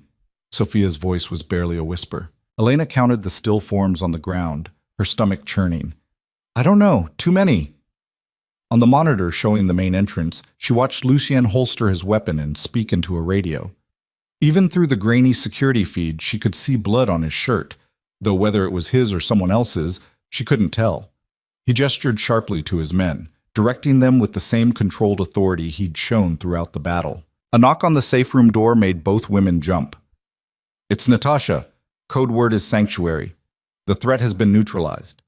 Elena unlocked the door with shaking hands. Natasha stood in the hallway, a cut above her left eye and her tactical vest scorched from what looked like a near-miss explosion. "Are you both all right?" "We're fine. What about—" Elena stopped herself. She'd been about to ask about Lucien, and the concern in her voice would have been too revealing. "Mr. Moretti is coordinating cleanup. He asked me to escort you back to your suite once you felt safe enough to move." Natasha's expression softened slightly. It's over, Mrs. Marquez. They're not coming back. The walk back to her suite felt surreal. The mansion's interior had largely been spared, but Elena could see bullet holes in some walls, shattered windows, paintings knocked askew from explosions. Staff members were already beginning cleanup, their faces drawn but determined. Back in her rooms, Elena changed Sophia's diaper with mechanical precision, her hands still trembling. The baby was fussy, picking up on the residual tension, and it took longer than usual to get her settled. By the time Sophia finally fell asleep, exhaustion was pulling at Elena like an undertow. She should have tried to rest. Instead, she found herself pacing to the window, looking out over the grounds where men were loading bodies into unmarked vans. The pragmatic disposal of the dead should have horrified her. Instead, she felt a grim understanding.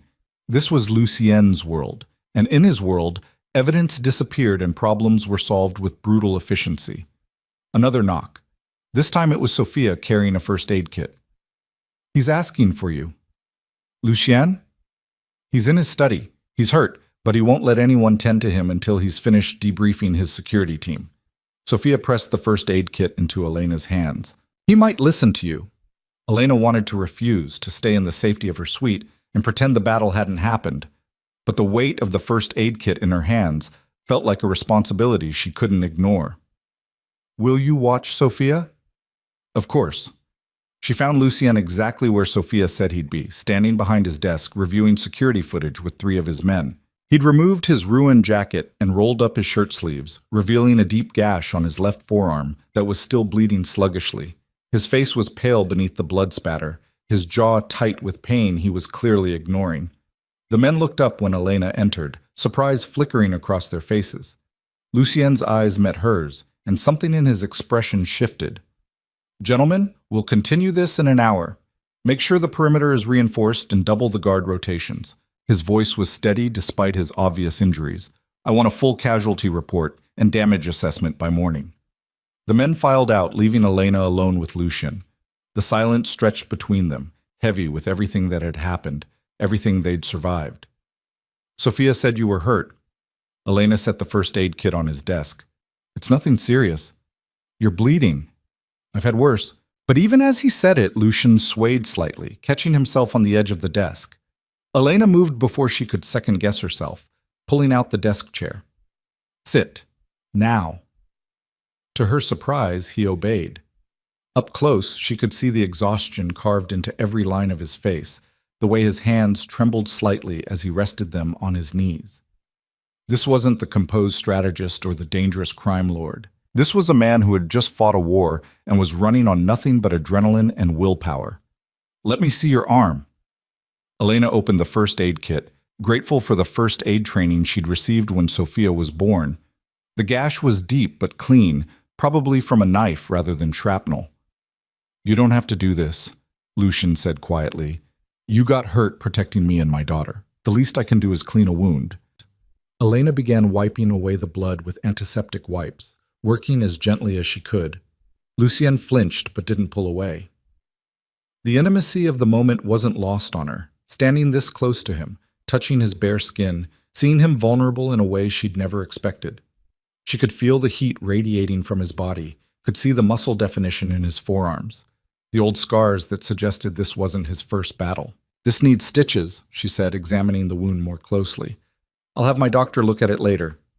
Your doctor is probably dealing with more serious injuries right now. Elena pulled out the suture kit from the first aid supplies, her hands steadier now that she had a task to focus on. I can do basic stitches.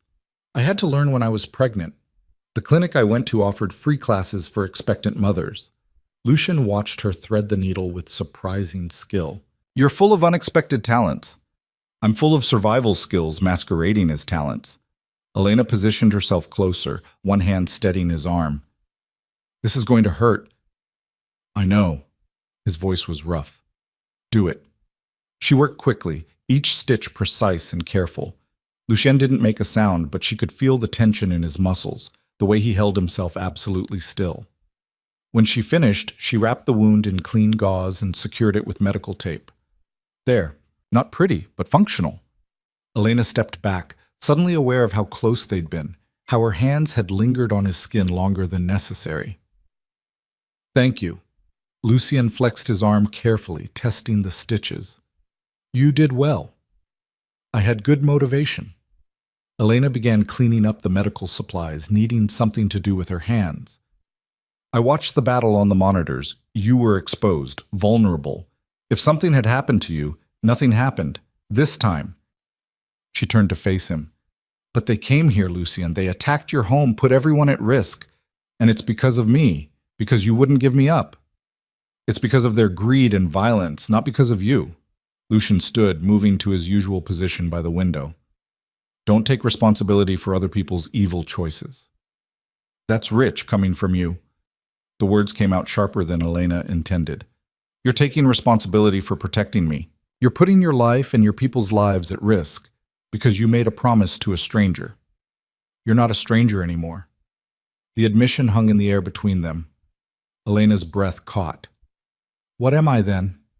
Lucien was quiet for a long moment, his back still to her.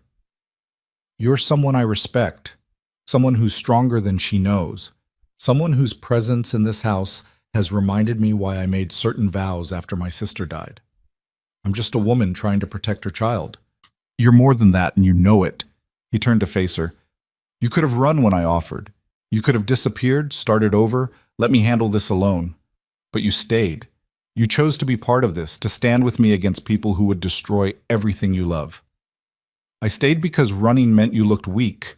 I stayed because Sophia deserves better than a life spent hiding. You stayed because you're brave." Lucien crossed the distance between them, moving with the predatory grace that had become familiar. "You can dress it up however you want, but I recognize courage when I see it." Elena found she couldn't look away from his eyes, storm gray and intense. "You're the one who just fought off an army. I fought with an army. My men, my resources, my training. You're fighting with nothing but will and determination to give your daughter a better future." His hand rose, almost touching her face, before he seemed to catch himself and lower it. "That's a different kind of strength." The moment stretched between them, charged with possibility and danger in equal measure. Elena could feel her heart hammering, could feel the pull toward this man who had proven himself in ways Adrian never had. It would be so easy to close the distance, to seek comfort in his arms after the terror of the battle. But Sophia's soft cry from the nursery broke the spell. Elena stepped back, the reality of their situation crashing back over her. "I should go. She needs me." "Of course." Lucien's voice was carefully neutral. "Elena, before you go, the battle tonight changes things." "How?" "The Volkovs committed significant resources to this attack and failed. That failure makes them vulnerable. My contacts in law enforcement are ready to move on their operations, but I need Adrian's testimony to make the charges stick." Lucien moved back to his desk, the professional mask sliding back into place. "I'm going to offer Adrian a deal, his cooperation in exchange for witness protection and a chance to disappear." Elena's stomach tightened. "You're letting him go." "I'm using him to finish what he started. The federal investigation will dismantle what's left of the Volkov organization. Adrian gets to live, which is more mercy than he deserves, but in exchange, he gives up any claim to you or Sophia. He already gave that up when he filed for divorce. Legally, perhaps. But I want him to say it, to sign documents that make it permanent and irrevocable. No custody claims, no future contact, nothing. He walks away from both of you completely." Elena should have felt relief. Instead, she felt something more complicated. "When?" "Tomorrow. I'm bringing him to the library to finalize the arrangements. I thought you might want to be there. To hear him give up his rights, to see him face the consequences of his choices." Part of Elena wanted to refuse, to avoid Adrian entirely. But Lucien was right. She needed to hear it, needed the closure of watching Adrian legally sever himself from their lives. "I'll be there." She paused at the door. "Lucien? Thank you. For tonight, for everything. I know I can't ever really repay what you've done, but you don't owe me anything." His voice was firm. "Protection isn't a debt. It's a choice I made freely." Back in her suite, Elena found Sophia rocking a fussy Sophia. The older woman looked up with relief when Elena entered. She's been asking for you. Well, crying for you, but it amounts to the same thing. Sophia transferred the baby carefully. How is he? Stitched and stubborn. Elena settled into the nursing chair, feeling Sophia latch on with desperate hunger. He's planning to finish this tomorrow, to use Adrian's testimony to bring down the Volkovs. That's good. It means this can end soon. And then what? Elena heard herself ask. Once Adrian's gone and the threat is over, what happens to us? Sophia's expression was knowing. That depends on what you want to happen. I don't know what I want. A week ago, I wanted a divorce and independence. Now I'm living in a crime lord's mansion, watching him fight battles on my behalf, feeling things I have no right to feel. Why don't you have a right to feel them? Because he's dangerous, because his world is violence and crime, because I should want normal and safe for Sophia, not whatever this is. Elena looked down at her daughter. But when I watched him fight tonight, when I saw him risk everything to keep us safe, I didn't feel fear. I felt something like belonging. Maybe normal and safe are overrated, Sophia said gently. Maybe what matters is finding someone who keeps their promises, who protects what they value, who treats you with respect and honesty. That's not enough to build a life on. Isn't it? You tried building a life on romance and passion with Adrian. How did that work out?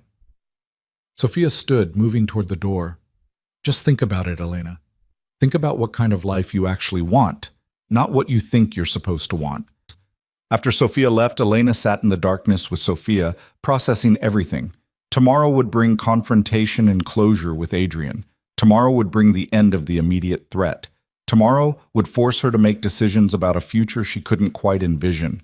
But tonight, she simply held her daughter and let herself acknowledge the truth she'd been avoiding. Somewhere between the courthouse and the battlefield, between terror and protection, she'd started to see Lucien Moretti not as her captor or even her protector, but as something more complicated and infinitely more dangerous. She'd started to see him as a man worth trusting, maybe even worth loving. The thought should have terrified her. Instead, it felt almost like hope. Morning came too quickly. Elena dressed carefully in one of the outfits Sophia had provided. Simple black slacks and a cream blouse that made her look put together and strong. She wanted Adrian to see that she'd survived, that she'd moved beyond the broken woman he'd left behind. Sophia arrived to watch Sophia, her expression encouraging. You've got this. Remember, he has no power over you anymore. The library felt different in daylight, less like a command center and more like what it pretended to be, a gentleman's study filled with expensive furniture and rare books. Lucien stood by his desk, dressed in a dark suit that hid last night's injuries. Two of his men flanked the door, their presence a subtle reminder of the power dynamics at play.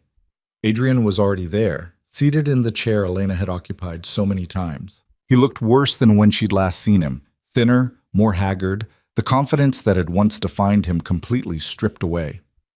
When he saw Elena enter, something like relief crossed his face. Elena, thank God. I was worried about you after the attack. Are you okay? Is Sophia... We're fine. Elena's voice was cool, controlled. No thanks to you. I never meant for any of this to happen. You have to believe me. Adrian tried to stand, but one of Lucien's men placed a hand on his shoulder, keeping him seated. I made mistakes, terrible mistakes, but I never wanted you or our daughter in danger. And yet here we are. Lucien's voice cut through Adrian's excuses. Your greed put them in the crosshairs of one of the most violent criminal organizations in the city. Your betrayals triggered a war that could have killed everyone in this mansion. Your choices, Adrian, your consequences. Adrian's face flushed. I was trying to save my company, to preserve my father's legacy. You were trying to save yourself, and you were willing to sacrifice anyone and anything to do it. Lucien pulled out a folder from his desk. But we're not here to debate your motivations. We're here to finalize an arrangement. What arrangement? The federal government has agreed to grant you witness protection in exchange for your complete testimony about the Volkov organization's operations. You'll provide every piece of information you have, financial records, contacts, operational details, everything. Lucien opened the folder, revealing legal documents. In exchange, you get a new identity, relocation, and the promise that the government will keep you alive long enough to testify. Adrian leaned forward eagerly. And my debt to you? Consider paid through your cooperation and the value of the information you're providing. Lucien's smile was cold. But there are conditions. What conditions? Lucien slid documents across the desk. You sign away all parental rights to Sophia Russo. No custody, no visitation, no contact of any kind. You legally cease to be her father in any capacity beyond biological fact. The color drained from Adrian's face. You can't ask me to. I'm not asking. I'm telling you the terms of your survival. Lucien's voice was absolute. You want witness protection? You want a chance to start over? You give up your daughter, completely. Forever. Adrian looked at Elena, something desperate in his eyes. You can't want this. She's my child, my blood. You can't expect me to just walk away. You already walked away. Elena's voice was steady, despite the emotions churning inside her. You filed for divorce the day she was born. You never held her, never asked about her, never showed one moment of genuine interest in her existence. You don't get to claim fatherhood now that it's convenient. I was scared, overwhelmed. I made mistakes, but that doesn't mean I don't love her. Love is action, Adrian. Love is sacrifice. Love is showing up when things are hard. Elena moved closer, making him look at her. You've never loved anyone but yourself. So sign the papers and disappear. Give Sophia the gift of growing up without a father who sees her as a burden. Elena, please, sign the papers. Lucien's voice allowed no argument. Or I'll withdraw my cooperation with the federal investigation and let the Volkovs know exactly where to find you. Your choice. Adrian's hand shook as he reached for the pen. This isn't fair. You're forcing me. Fair would be letting you face the consequences of your betrayals without protection. Fair would be telling Elena every detail of how you stole from criminals and endangered your family to finance your lifestyle with Veronica. Lucien leaned forward. I'm offering you life, Adrian. A chance to start over somewhere new. All it costs is giving up something you never valued anyway. The pen hovered over the first signature line. Adrian looked at Elena one more time, and she saw the calculation in his eyes, weighing his options, his survival instincts overriding any paternal feeling he might have claimed to possess. He signed, page after page, signature after signature, legally severing himself from Sophia's life with the same casual ease he'd used to file for divorce. When he finished, Lucien collected the documents efficiently. The federal marshals will pick you up within the hour. You'll be processed into witness protection immediately. You'll testify in 6 weeks when the grand jury convenes. And then? Then you disappear into whatever new life they give you, and you never contact Elena or Sophia again. If you try, the protection agreement is void, and I'll personally ensure the Volkovs know where to find you. Adrian stood on shaky legs. Can I at least say goodbye? No. Elena's response was immediate and absolute. You gave up that right when you signed those papers. You're nothing to us now. Less than nothing. Elena, goodbye, Adrian. She turned her back on him, facing the window, refusing to watch him leave. I hope your new life is everything you deserve. She heard him escorted from the room, heard the door close behind him, heard the silence that followed his departure. Only then did she let herself feel the weight of what had just happened. Adrian was gone. Really, truly gone. The divorce she'd wanted, the freedom she'd craved, the clean break she'd thought impossible. All of it, finally real. Are you all right? Lucien's voice was gentle. Elena turned to face him, surprised to find tears on her cheeks. I don't know. I should feel relieved, but I just feel empty. That's normal. Closure doesn't always feel the way we expect it to. He gave her up so easily. Elena wiped at her tears. His own daughter, and he just signed her away like she was a business asset. He's a coward who values his own survival above everything else. Sophia is better off without him. Lucien moved closer, but maintained careful distance. You're better off without him. I know. I've known that for months. But seeing it, watching him choose himself again, Elena's voice broke. What kind of man does that? The kind who was never worthy of you in the first place. Lucien handed her a handkerchief from his pocket. You deserve better, Elena. You and Sophia both deserve people in your lives who fight for you, who sacrifice for you, who see your value and protect it. The words hung in the air between them, heavy with implication. Elena looked up at Lucien, this man who had done exactly what he described. fought for her, sacrificed for her, protected her when he'd had no obligation to do so. "Is that what you're doing?" she asked quietly. "Fighting for us?" Lucian's expression was unreadable. "I gave you my word that you'd be safe. I'm keeping that word." "That's not what I asked." He was quiet for a long moment, his eyes searching her face. "No, it's not. And you deserve honesty, so here it is. When I first brought you here, it was purely strategic. You were leverage, a means to an end, a way to control Adrian and neutralize the Volkov threat." Elena's heart clenched, even though she'd suspected as much. But somewhere between that first day and last night's battle, something changed. Lucian's voice was low, almost reluctant. "You stopped being a strategic asset and became someone I actually care about protecting. Not because of what you represent or what you're worth in some larger game, but because you're Elena. Because you're strong and brave and better than the world you've been forced into." "Lucien, I'm not asking for anything," he interrupted. "I'm not expecting gratitude or reciprocation. I just need you to know that keeping you safe isn't a burden or an obligation anymore. It's a choice I make gladly every single day." Elena's chest felt tight. "Why are you telling me this?" "Because Adrian is gone. Because the immediate threat is ending.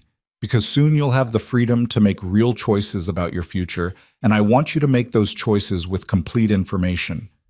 Lucien stepped back, creating physical distance even as his words pulled them closer. "When this is over, when you're truly safe, I'll help you build whatever life you want. If that means disappearing and starting fresh somewhere far from here, I'll make it happen. If it means staying close but separate, I'll respect that. Whatever you need." "And what if what I need is complicated?" The question escaped before Elena could stop it. Lucien's eyes met hers, and something sparked between them. Acknowledgement, possibility. The recognition that they were dancing around something neither of them wanted to name. "Then we'll figure it out together." A knock at the door broke the moment. One of Lucien's men entered without apology.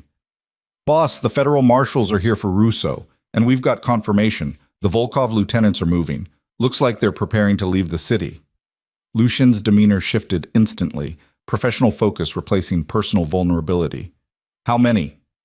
"At least 6 senior members plus their security. They're liquidating assets, closing accounts. Classic retreat pattern. They know they lost." Lucian's smile was predatory. "Adrian's testimony will finish what last night started. They're running before we can destroy them completely." "Should we intercept?" "No, let them run. Better to have them scattered and broken than desperate and cornered." Lucien turned back to Elena. "It's almost over. Another week, maybe 2, and the threat will be completely neutralized." Elena should have felt relief. Instead, she felt something close to panic, because once the threat was gone, once she was truly safe, she'd have to make decisions about her future. And those decisions were complicated by the fact that somewhere in the chaos and danger, she'd developed feelings for a man whose world was built on violence and shadows. A man who had just admitted he cared about her. A man who was everything she should avoid and everything she actually needed. The next days blurred together in a strange mix of tension and routine. Elena watched the news reports about a major federal investigation into organized crime, saw footage of arrests and seizures, understood that everything Lucien had set in motion was coming to fruition. The Volkov organization was being systematically dismantled, exactly as he'd promised. Adrian testified before the grand jury, his face pale and nervous on the courtroom sketches shown on television. He looked like a stranger to Elena now, someone from another life entirely. When Sophia told her that Adrian had been processed into witness protection and disappeared, Elena felt nothing. No anger, no regret, not even satisfaction. Just the quiet acknowledgement that a chapter had closed. Throughout it all, Lucien maintained careful distance. They still had their evening briefings, but the personal moment they'd shared in the library wasn't repeated. He was professional, courteous, informative. But Elena could feel him holding back, giving her space to process everything that had happened. She should have appreciated the consideration. Instead, she found herself missing the intensity of their earlier conversations, the way he'd looked at her like she mattered. On the 14th day after the battle, Lucien asked her to meet him in the library one final time. "It's over," he said without preamble. "The Volkov leadership has scattered. Most are in custody or fled the country. The few who remain don't have the resources or organization to pose a threat. You're safe, Elena. Truly safe. Elena's breath caught. So what happens now? Now you choose. Lucian pulled out another folder. I've had my people create several options for you. New identity and relocation package complete with financial support and documentation. Or if you prefer, a settlement that allows you to stay in this area under your own name with enough money to build a stable life for Sophia. Elena took the folder with numb hands. You've thought of everything. I promised I'd protect you. That includes protecting your future. Lucien's voice was carefully neutral. Whatever you choose, you'll have my support. Financial, legal, whatever you need to thrive. And if I choose to stay here? The question came out quietly. Lucien's expression flickered with something Elena couldn't quite read.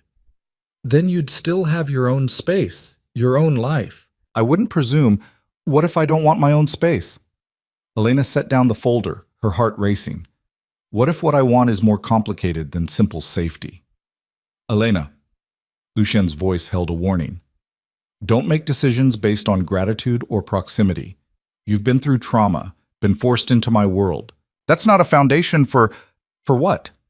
For trusting someone who's kept every promise? For respecting someone who fights for what he values? For developing feelings for someone who sees me as capable instead of breakable? Elena moved closer. You told me you care about me. Did you mean it? Yes. The admission was raw, honest. But that doesn't mean... It means everything, Elena interrupted. Adrian made me feel chosen, but he never made me feel strong. He put me on a pedestal and then resented me for not being perfect. You've treated me like an equal from the beginning, even when I was terrified and helpless. You were never helpless. I felt helpless. Until you showed me I had choices, had power, had worth beyond what someone else assigned to me. Elena reached for his hand. I'm not choosing you out of gratitude or trauma or fear. I'm choosing you because you've earned my trust and respect, because you've shown me what partnership actually looks like. Lucien's fingers closed around hers, his touch warm and careful. My world is dangerous, Elena. It will always be dangerous. I can't promise you normal or peaceful. I don't want normal. Normal gave me Adrian and lies and betrayal. Elena squeezed his hand. I want honest, even if honest means complicated and dangerous. I want someone who fights for what matters, who protects what he values, who keeps his word no matter the cost. You deserve better than a life in the shadows. I deserve a life where I'm seen and valued and protected, where my daughter grows up knowing what real strength looks like. Elena moved closer still. You've given us that, Lucian, not through promises or pretty words, but through action. That's worth more than all the conventional safety in the world. Lucien raised his free hand, finally allowing himself to cup her face the way he'd almost done before. If we do this, if you choose this, there's no going back. People will judge you for staying with someone like me. Let them judge. I've spent too long caring what people think. Elena leaned into his touch. I'm choosing what's real over what looks right. I'm choosing you. The kiss, when it finally came, felt like the resolution of weeks of tension, danger, and unspoken connection. Lucian kissed her with the same controlled intensity he brought to everything, careful and thorough and absolutely present. Elena let herself sink into it, into him, into the acknowledgement that safety sometimes came from unexpected sources. When they finally pulled apart, Lucien rested his forehead against hers. I can't promise you easy. I don't want easy. I want real. Then we'll figure this out together, one day at a time, building something that belongs to us. Lucien pulled back slightly, his thumb brushing across her cheek. But I need you to understand, if you stay, if we do this, I'll protect you and Sophia with everything I have. That's not romantic hyperbole. That's a vow. I know, Elena smiled. That's why I'm staying. The weeks that followed felt like learning to breathe in a new atmosphere. Elena had expected awkwardness, uncertainty, the stumbling adjustment of two people trying to build something from unconventional foundations. Instead, she found a surprising ease in the way her life with Lucien began to take shape. He moved her and Sophia into the master wing of the mansion, into rooms that connected to his own, but maintained her independence. The nursery was expanded, filled with everything Sophia could need and decorated in soft creams and pale greens that made the space feel peaceful despite the armed guards who still patrolled the hallways. Elena had her own sitting room, her own office space, where she could work on the online courses she'd started taking in business management, her own bathroom that was larger than her entire previous apartment. But what surprised her most was how naturally Lucian fit into the rhythms of caring for Sophia. He'd hold her during Elena's evening showers, walking the hallways with the baby against his shoulder, speaking to her in Italian while she gazed up at him with wide, trusting eyes. He learned her feeding schedule, her sleep patterns, the specific bounce and sway combination that soothed her when she was fussy. "You're good with her," Elena said one evening, watching him change Sophia's diaper with practiced efficiency. "I helped raise my niece before she died. Some skills you don't forget." Lucien's voice was quiet, touched with old grief. "Juliana was about Sophia's age when I first held her. She used to grab my finger and refuse to let go." Elena moved to stand beside him, placing her hand on his arm. "Tell me about her." So he did. In the quiet of the nursery, with Sophia clean and content in his arms, Lucien spoke about the sister who had raised him after their mother died, about the niece who had called him Uncle Luke and demanded he read her the same bedtime story every single night.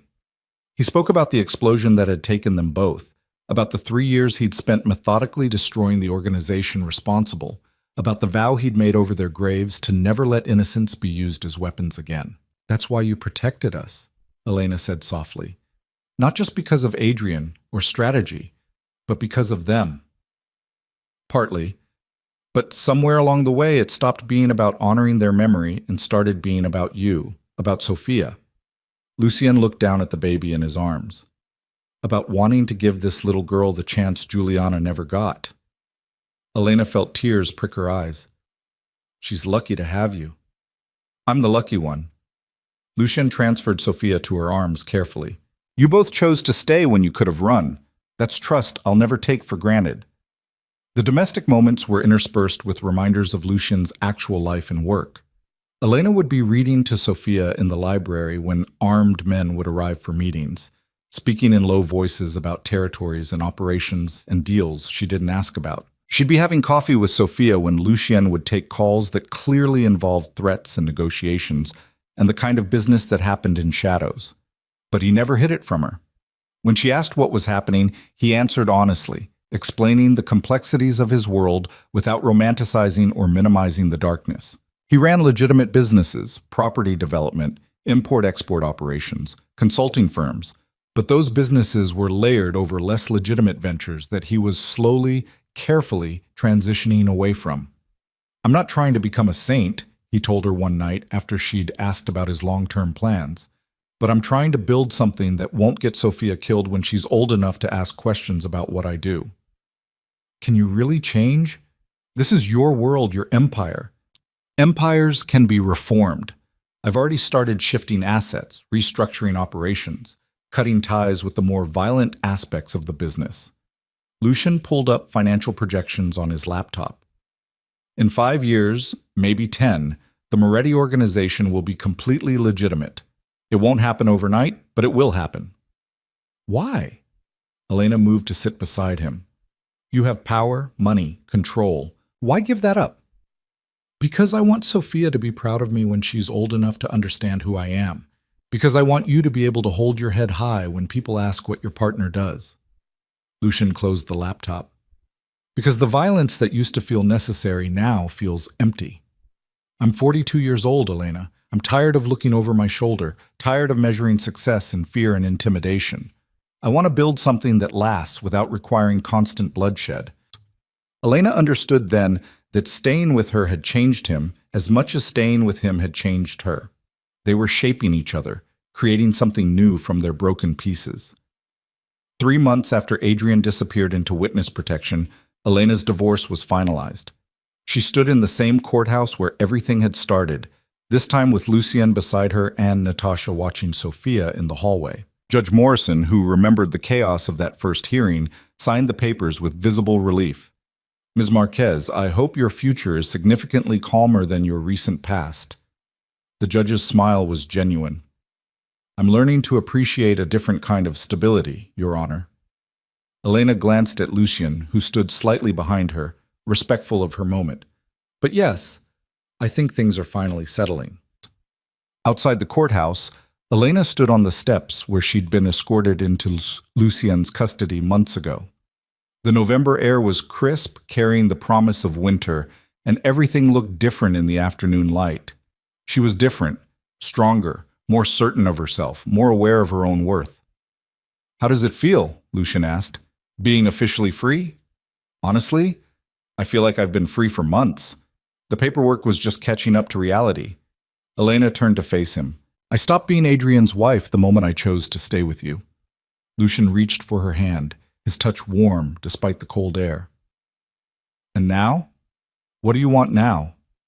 Elena had been thinking about this question for weeks, turning it over in quiet moments when Sophia slept and Lucien was handling business. She'd considered all the options he'd given her, all the possible futures she could build, and she kept coming back to the same answer. "I want partnership, real partnership, where we build something together." She squeezed his hand. "I want to help you transition your businesses into something legitimate. I want to use the degree I'm working toward to actually contribute, to be more than just the woman you protect." "You're already more than that." "I know, but I want to prove it, to myself and everyone else. I want to turn the Moretti organization into something Sophia can inherit without shame." Elena's voice strengthened. "I want to create foundations that help women like I was. Women trapped in bad marriages, women with children and no resources, women who need protection and opportunities." Lucien's expression shifted into something like awe. "You've been planning this." "I've been thinking about how to take something dark and transform it into light. You saved me, Lucien. I want to save others." Elena pulled him closer. "But I can't do it alone. I need your resources, your connections, your understanding of how power actually works in this city." "Then we'll do it together." Lucien lifted her hand to his lips. "But first, there's something I need to do." He led her to where Natasha waited with Sophia. The baby was awake and alert, her eyes bright as she recognized her mother. Lucien took her carefully from Natasha, cradling her with the competence that had become second nature. "Sophia Marquez," he said seriously, addressing the baby like she could understand every word. "Your mother has given me permission to be part of your life, to help raise you, to protect you as if you were my own. But I want you to know something important. You already have a mother who is the bravest, strongest woman I've ever known. I'm not trying to replace anyone or claim something that isn't mine. I'm just asking for the privilege of being here, of watching you grow, of being someone you can count on." Elena felt tears spill over. Sophia reached up and grabbed Lucien's finger, holding tight with the surprising strength of infant hands. "I think that's a yes," Elena managed through her tears. Lucien looked at her over Sophia's head. "There's one more thing. I've spoken with my lawyers about adoption procedures. If you're comfortable with it, I'd like to legally adopt Sophia. Not to erase her biological father, but to establish permanent parental rights and responsibilities. To make official what's already true, that I'm committed to her, to raising her, to being her father in every way that matters." Elena's breath caught. "You want to adopt her?" "I want to give her my name, my protection, my inheritance. I want her to never question whether she belongs or whether she's safe. I want her to grow up knowing she has a father who chose her, who wanted her, who will fight for her until his last breath." Lucien's voice was fierce with conviction. "But only if that's what you want. She's your daughter, Elena. This has to be your decision." Elena looked at Sophia, at this perfect child who had come into the world surrounded by chaos and betrayal.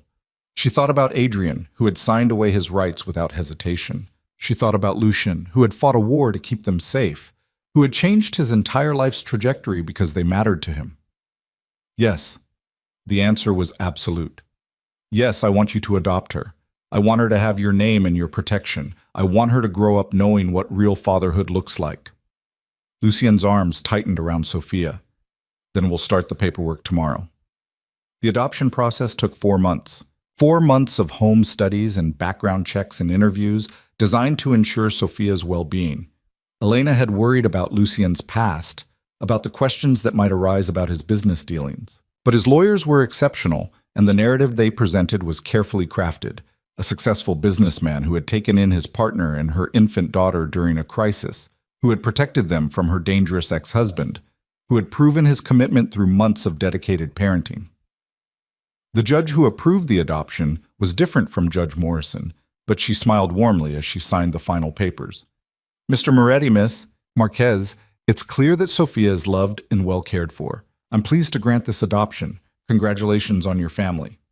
Sophia was officially Sophia Marquez Moretti as of that afternoon. Elena held her daughter while Lucien signed the final documents, watched him write his name on papers that made him legally responsible for this child who had grabbed his heart the same way she'd grabbed his finger. "She's ours now," Elena whispered. "Really, truly ours." She always was. Lucien pressed a kiss to Sophia's forehead, then to Elena's. The paperwork just makes it official. That night, they celebrated quietly in the mansion. Sophia had prepared a special dinner, and Lucien's most trusted associates came to offer their congratulations. Elena watched as hardened criminals cooed over her daughter, as men who trafficked in violence and intimidation became gentle and soft-spoken in the presence of this small child, who represented something innocent and hopeful. "She's changing them," Elena told Lucien as they stood together watching Sophia sleep in her crib later that night. "Just like she changed you." Children have a way of putting everything in perspective. Lucien wrapped his arms around Elena from behind. "When I look at her, I see all the reasons why my old life has to end. I can't be the man I was and be the father she needs." "So who are you becoming?" "Someone better. Someone worthy of you both." Lucien turned her to face him. "Elena, there's one more thing I want to ask you. One more commitment I want to make." He pulled a small velvet box from his pocket, opening it to reveal a ring that took Elena's breath away. It wasn't ostentatious or flashy, just a simple platinum band with a single diamond that caught the nursery's soft light. "I know we're building something unconventional. I know we came together through circumstances neither of us would have chosen. I know that by traditional standards, this relationship is too new, too complicated, too rooted in crisis to be making permanent decisions." Lucien took her hand. "But I also know that I've never been more certain of anything in my life. You're my partner, my equal, the person who makes me want to be better than I am. I love you, Elena. I love Sophia. I love the life we're building together. So I'm asking, will you marry me?" Elena looked at the ring, at this man who had transformed from captor to protector to partner, at the life they'd built from impossible circumstances. She thought about all the reasons she should say no, all the practical concerns about timing and propriety and what people would say. Then she thought about Adrian, who had promised her everything and delivered nothing. And she thought about Lucien, who had promised her protection and delivered love. Yes. The answer came without hesitation. "Yes, I'll marry you." The ring slid onto her finger perfectly, like it had been made for her.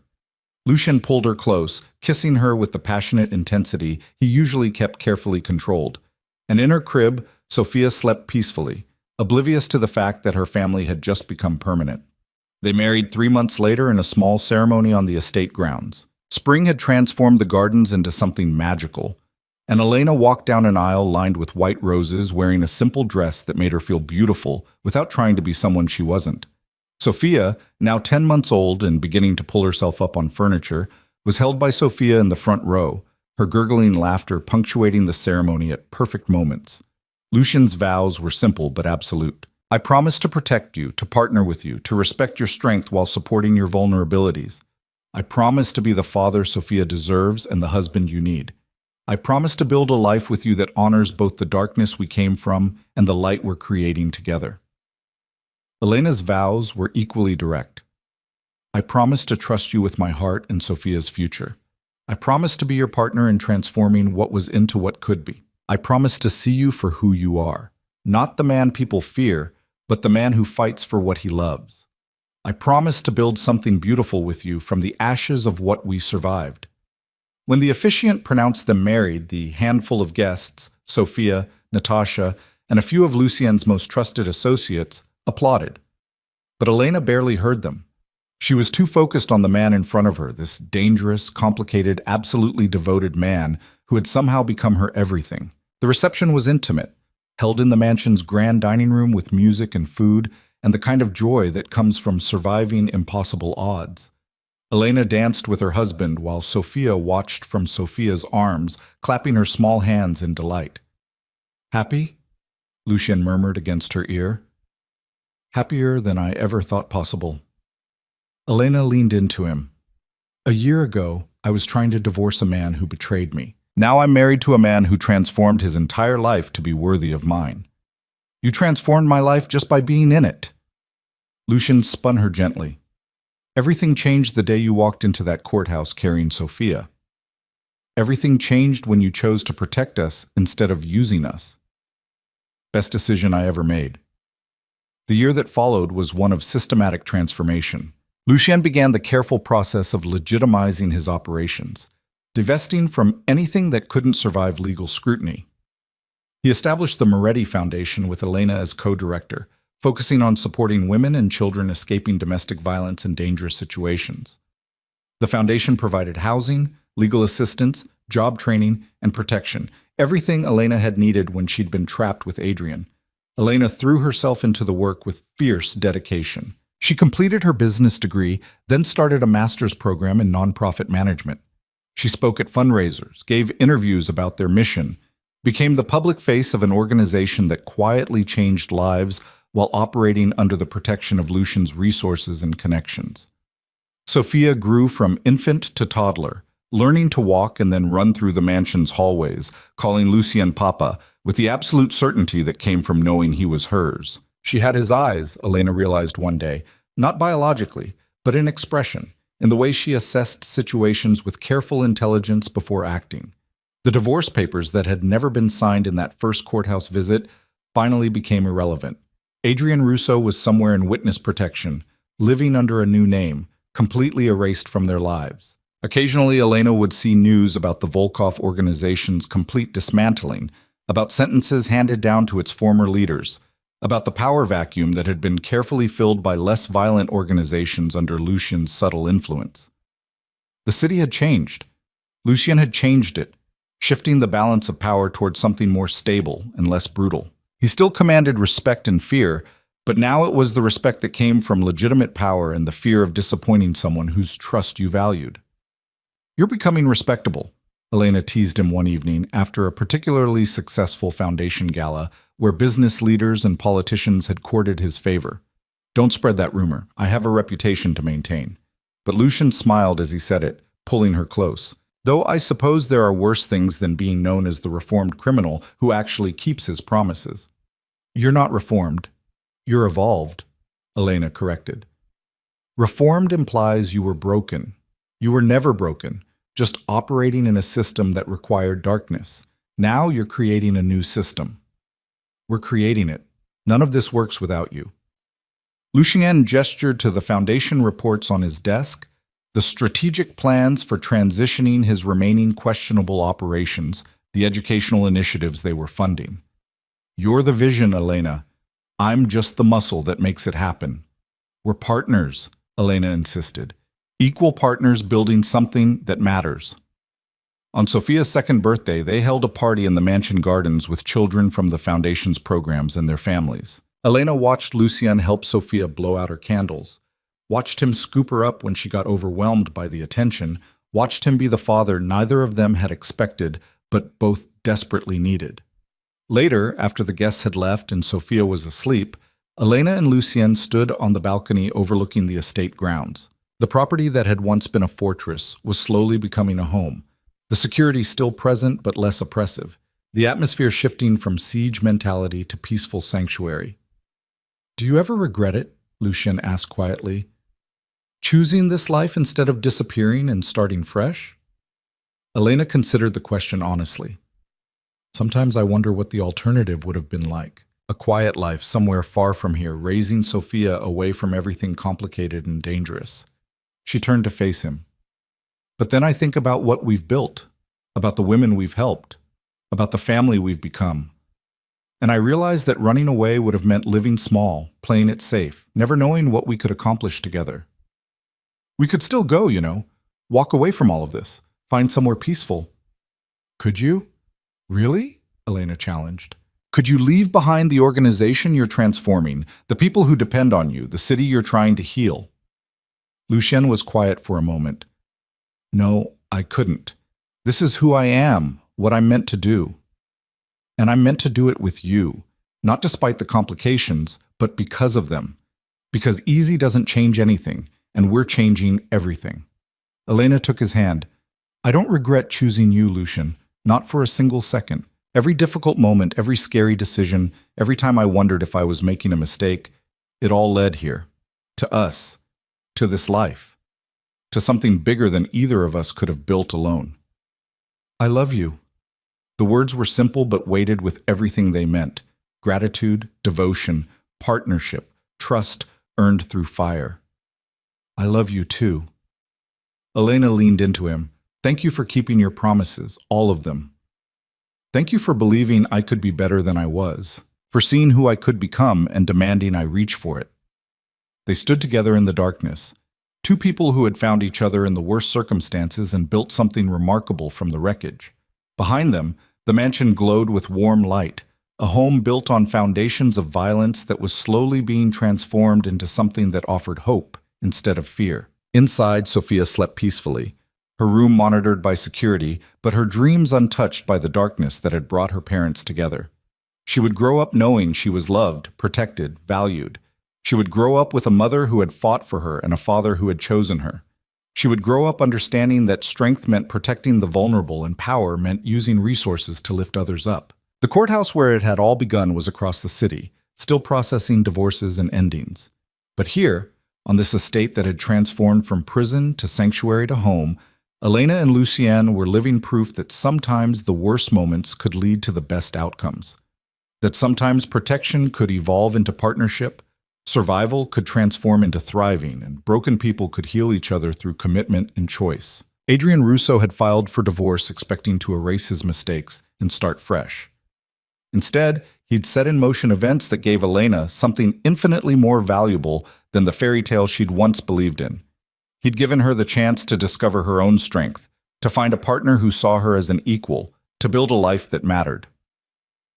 The divorce papers finally signed months ago sat in a file somewhere, legal proof that one chapter had ended. But they were just papers, just documentation of something Elena had known much earlier, that she'd stopped being Adrian's wife the moment she chose to stay with Lucien. She was Elena Marquez Moretti now, mother to Sophia, partner to Lucien, co-director of a foundation that changed lives, builder of something new and fierce and uncompromising in its commitment to protecting those who couldn't protect themselves. She was stronger than the woman who had walked into that courthouse carrying a 3-month-old and hoping for freedom. She had found freedom, but not in the way she'd expected, not through escape, but through standing her ground, not through running from danger, but through partnering with the most dangerous man she knew and demanding he become something better. Come to bed, Lucien said softly, pressing a kiss to her temple. Tomorrow, we have foundation meetings and the final transition documents to review. Tonight, let's just be us. Just us sounds perfect. Elena let him lead her inside, through hallways that had witnessed so much transformation, past rooms where security teams planned and operated, up to their private wing where Sophia slept and their life together waited. Sometimes the darkest battles really did forge the strongest bonds. Sometimes protection evolved into partnership. Sometimes the man who saved you became the man you built an empire with. And sometimes the woman who walked into a courthouse expecting an ending found a beginning instead. A beginning that honored her strength, valued her voice, and proved that love wasn't about fairy tales or perfect circumstances. It was about choosing each other every single day and building something worth protecting together. Elena had made her choice in that courthouse when armed men burst in and changed everything. She'd made it again when she stayed instead of running. She made it every morning when she woke up beside Lucien, and every evening when they reviewed foundation progress, and every moment when she looked at Sophia and saw their future reflected in her daughter's eyes. She chose partnership over safety, complicated over simple, real over perfect. And in choosing, she had found something more valuable than the life she'd imagined when she first filed for divorce. She'd found home.